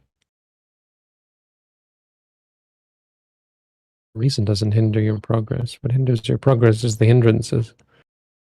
Fear is a part of the hindrances, so make sure you note afraid, afraid.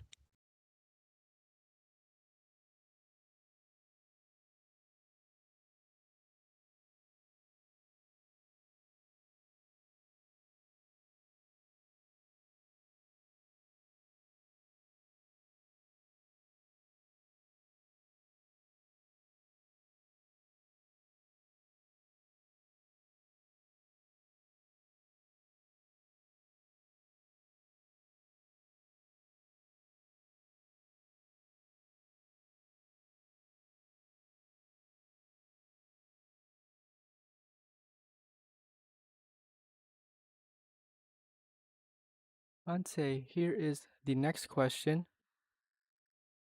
Hearing the Dhamma, it seems that to make a determination is an important aspect of life. How to do it effectively, and what makes it a good one and a bad one, leading to good or to bad?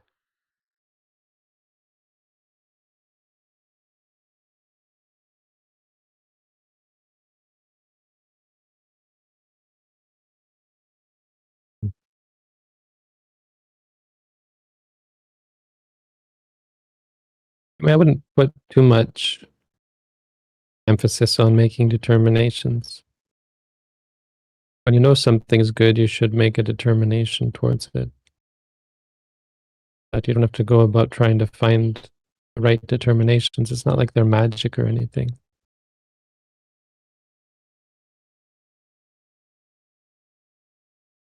Like a good example is the 5 precepts. We know that they're bad, so we make a determination not to do them. We take the 5 precepts. When you do meditation, you use a timer, or we encourage you to use a timer. There's 2 reasons for that, basically.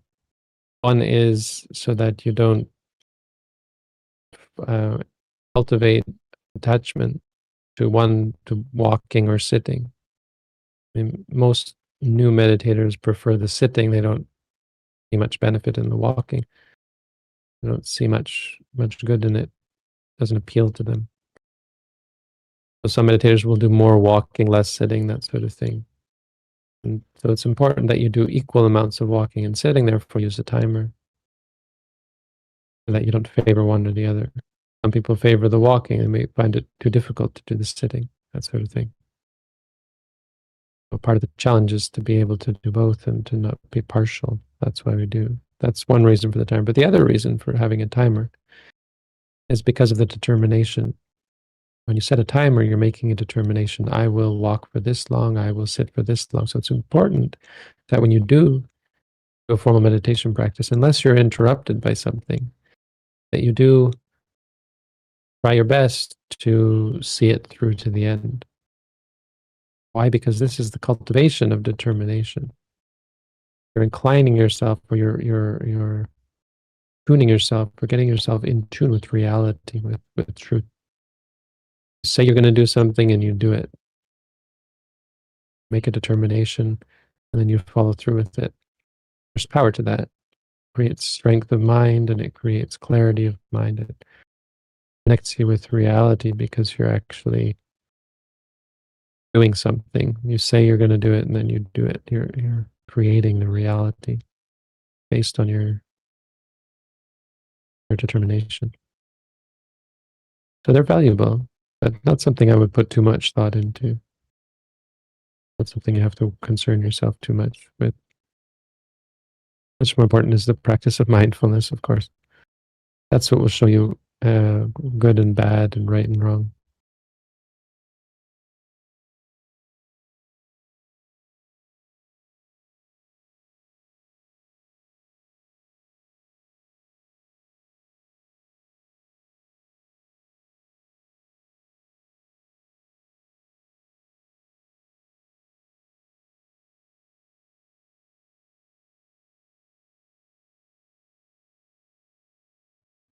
Bhante, here is the next question.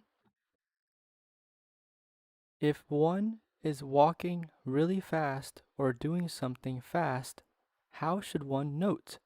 Because saying stepping right becomes impractical. How should one be mindful?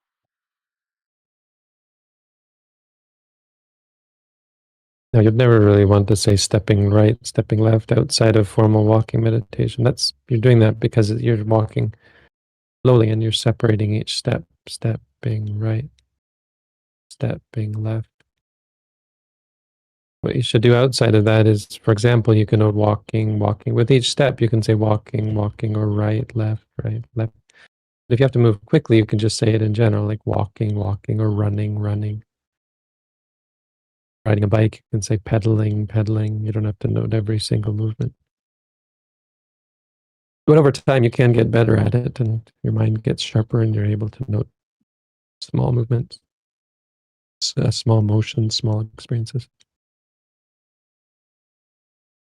There's not really great benefit in noting every little thing. But just try and note something.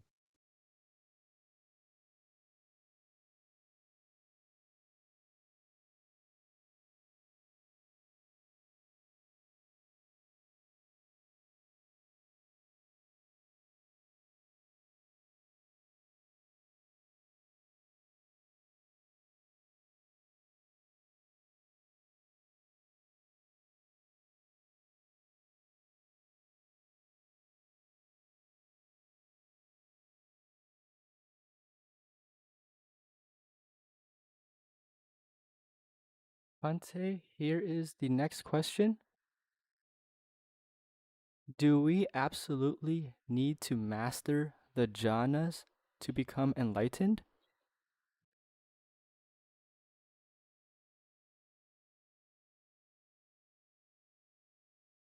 And this question's too complicated, and I've answered it many times, and controversial even, because different people have different opinions on this word, and because it's a complicated word. So if you want my answer, there's videos out there that I posted. Maybe someone can make a one of these new short videos that explains what I've said on the jhanas.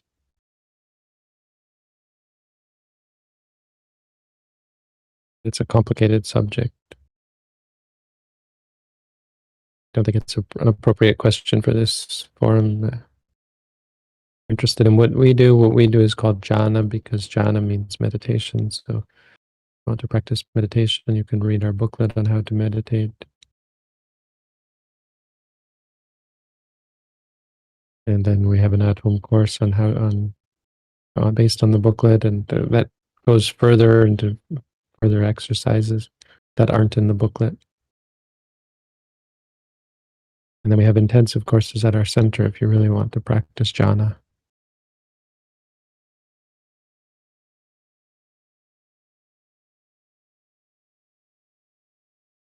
I noted it down, Bhante, about a short. Thank you.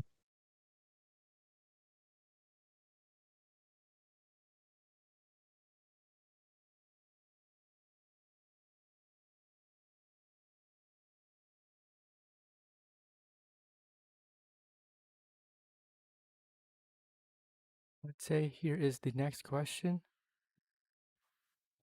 This chapter, the truth of the origin of suffering, is it the start of the dependent origination that the Blessed One was getting into when he gave the first wheel of Dhamma to the first 5 ascetics?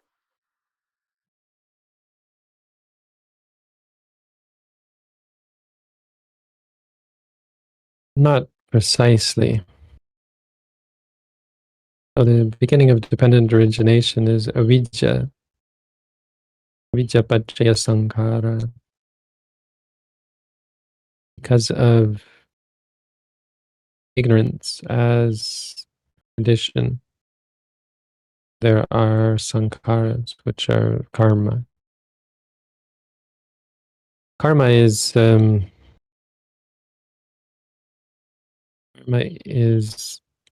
the process of craving.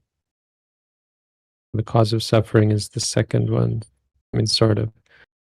It's a bit complicated. But the first one is just not seeing the Four Noble Truths. So all four of the Noble Truths are the beginning of dependent origination. Basically, the first Noble Truth. The first Noble Truth is really the beginning of dependent origination. Because when you see that these things are dukkha, that's the absence of the most important avijja. Ignorance is really ignorance relating to the first Noble Truth. The other three Noble Truths, kind of, but most importantly and most technically, it's just the first Noble Truth. All you need to do is see suffering clearly. See that the things that arise in the present moment are not worth clinging to. And that is vijja, that is knowledge and wisdom. When you realize that, well, then there's the cessation of craving. With the cessation of craving, there's the cessation of suffering.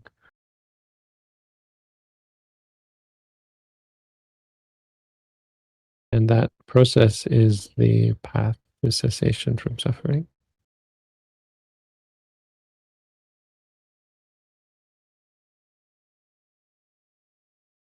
But it's that knowledge that we seek, the knowledge of dukkha. Nothing is worth clinging to. And that you suffer when you cling to things.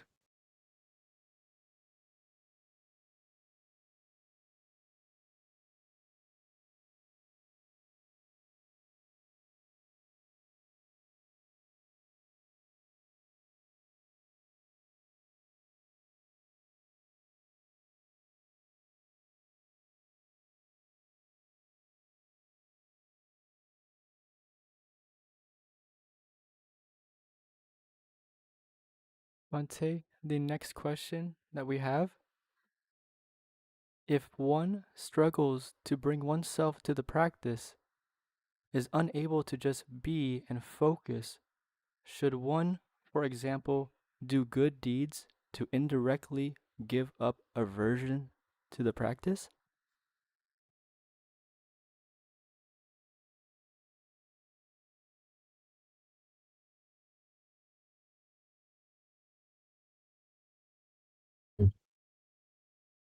I mean, it's not really going to work. It's not really that helpful. You should do good deeds for sure because they support your practice, absolutely. But you should always be doing those. Everyone should be doing good deeds. Find ways to be kind to others, helpful to others. You should constantly be engaged in whatever good deeds you can do to help others to be kind and supportive. And be ethical as well. Those are two things you should be doing. But you shouldn't be trying to give up aversion. You should be trying to face it and face the things that you're aversive towards.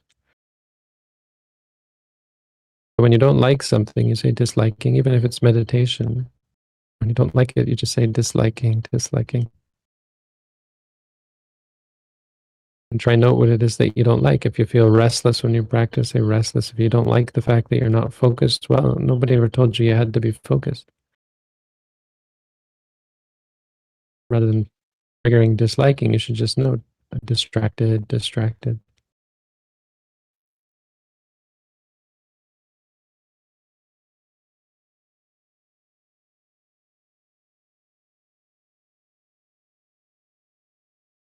But ultimately, it's mindfulness that's going to cure the problem.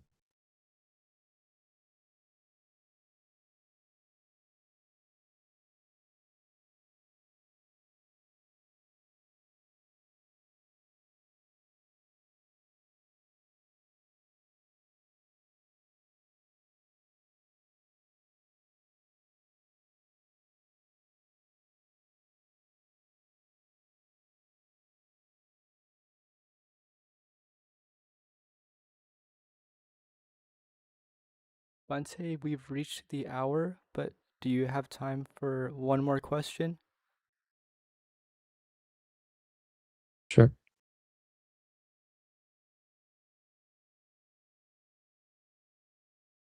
Okay, the question is, what skill must be honed to decide where to direct awareness during meditation?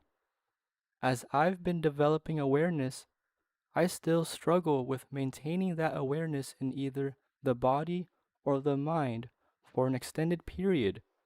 How do I know what is appropriate in that session?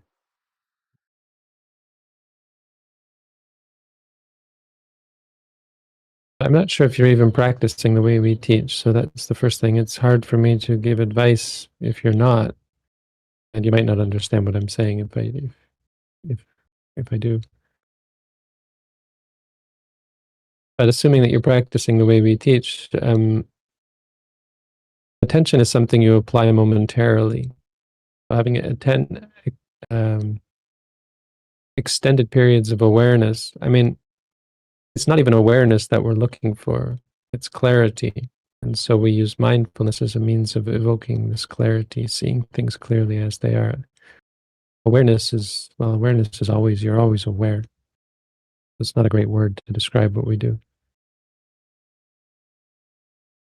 But the words you use, like maintaining implies self, it implies control. And the fact that you struggle is because the truth is that you're not in control, not the way you think you are. And that's why you're mating with frustration and your expectations aren't being met. Your expectations are based on wrong view of self, the idea that you're in control and the perception that you can control, that you are controlling. And when that is thwarted, when you actually can't control, then you get upset. The second part where you say for extended period is the attachment to permanence, stability. The idea of thinking that something could be stable. The truth is that nothing that arises is ever stable. They're all chaotic and unpredictable. And so that's the delusion that is unable to see impermanence. But what you're seeing is impermanence and non-self. You're seeing them. You're seeing the uncertainty where you thought, oh, here I have this strong state of mind, and then whoop, suddenly it's gone. Impermanent. And I try to control, and why am I not in charge of this? Making it be the way I want on self. Both of those lead to the truth of suffering. So the third characteristic is that you suffer when you cling, when you have these expectations, when you cling to self, when you cling to stability, when you cling to pleasure. You suffer because you prefer something else. Well, these three characteristics, impermanence, suffering, and non-self, you're seeing them. And so you're probably, at least to some extent, practicing correctly, but it's important that you adjust the view. The idea that there's something wrong with this. It is wrong, but it's not anything to be surprised about. The solution is not to change things. The solution is to let go and stop worrying about things. Let them come, let them go. Appreciate that this is reality. Reality is impermanent, suffering, and non-self, not worth clinging to, not worth getting upset about.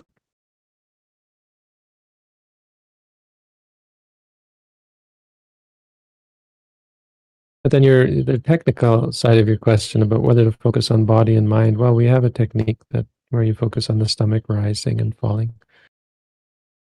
And use that as your basic object whenever there's nothing else. And when something does arise, then you note it. And when it's gone, you go back to the rising and falling. That's basically it. There's a little more to it, but for the most part, you can read our booklet and learn about how to practice that way. It's pretty simple, pretty straightforward, quite valuable and useful and helpful and beneficial.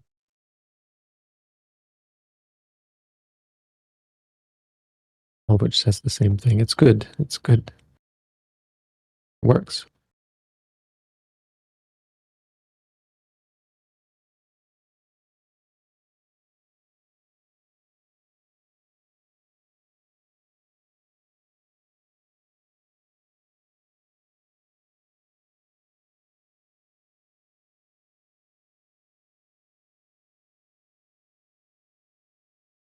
Okay, everyone, that will conclude our session for today.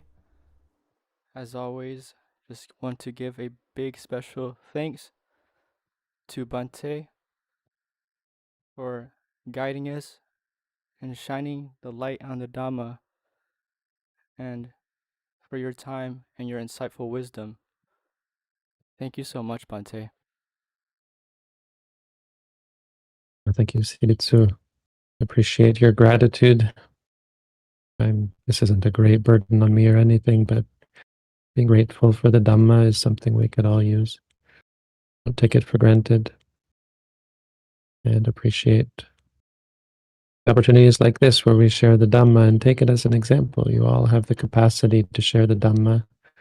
Don't be conceited or overbearing or imposing Buddhism on others, but learn about Buddhism and have it as a tool, something you can share with others. Hey, this worked for me. The worst thing you can do is be like kind of a authoritative figure and pretend you know everything and try to speak for the Buddha. To be able to speak from experience or say, hey, the Buddha said this, the Buddha said that, to be able to pass on the Buddha's wisdom, an incredibly valuable thing. Let's not take it for granted and appreciate that you're not. It's important that you are respectful. This session, I think, is best. Well, it's important that all the participants have a sense of respect for it. It's important for your own self, for your own benefit, that you don't have Facebook open or YouTube open or whatever other website open in the background, switching back and forth, or that you're not playing a game or listening to music or eating food. I talked about this before. There was someone who was eating food and they were very shocked and embarrassed that called them out for eating food. You should consider that. I mean, you're not going to hell if you did any of those things, but you're really doing yourself a disservice, and it's quite disrespectful. Not that it makes anyone upset, and we're not going to call you out for it, but it's a bad state of mind. It weakens and it muddies, it sullies the experience, taints the experience. You lose so much of the value of being here. And you cultivate disrespect. So if you're not respectful here, and you cultivate that sort of disrespect, then you'll come to the meditation center and you won't be very respectful either. Not that it's not for our sake, but you won't respect the practice, you won't take things seriously.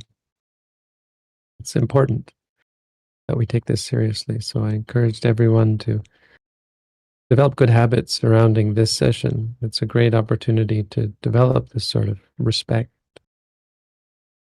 And it's kind of gratitude, like work that's being done to share the Buddha's teaching, gratitude for the Buddha, kind of gratitude, behave respectfully. Anyway, I don't mean to get too hard, but this is more advice, and I think it's an important part of the practice. So please consider that.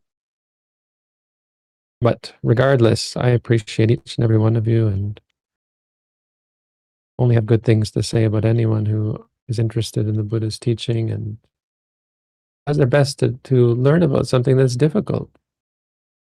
It's difficult to like the Dhamma. It's difficult to enjoy solitude. It's difficult to appreciate independence. We're so much more inclined to be dependent, chase after the things that we need, that we want, chase after the things that we deem to be necessary for our happiness. And so you are all here struggling in a good way, struggling against those baser tendencies, against really what makes us human in the first place. We're only born human because of our attachments to this, seeing and hearing and smelling and tasting and feeling and thinking. We wanted this and we want more. And that's what makes us be born again and again and again ad infinitum.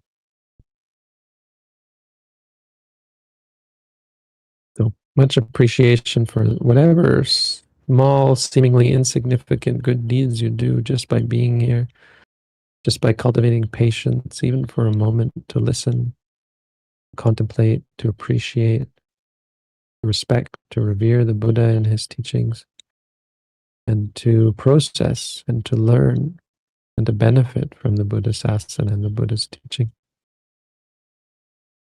I appreciate all of that and appreciate all of the good that you've done to get to this point where you are in a position to appreciate and put into practice the Buddha's teaching. All of that good from this life and past lives, may it all come together on this occasion, along with the Buddha, the power of the Buddha, the power of the Dhamma, and the power of the Sangha. May all these things protect you from suffering, protect you from enmity, protect you from sickness, protect you from fear and danger, protect you from the defilements of your own mind, and free you from defilements of the mind. May you find success and prosperity in this life. May you all live long and happy lives, healthy lives. You have the strength to face whatever challenges come your way. When you pass from this life, may you go on to happy places. And may you develop strength of mind necessary to free you from attachment and find true peace, happiness, and freedom from suffering. Sadhu. Sadhu, sadhu, sadhu. Sadhu. Sadhu, sadhu. Thank you.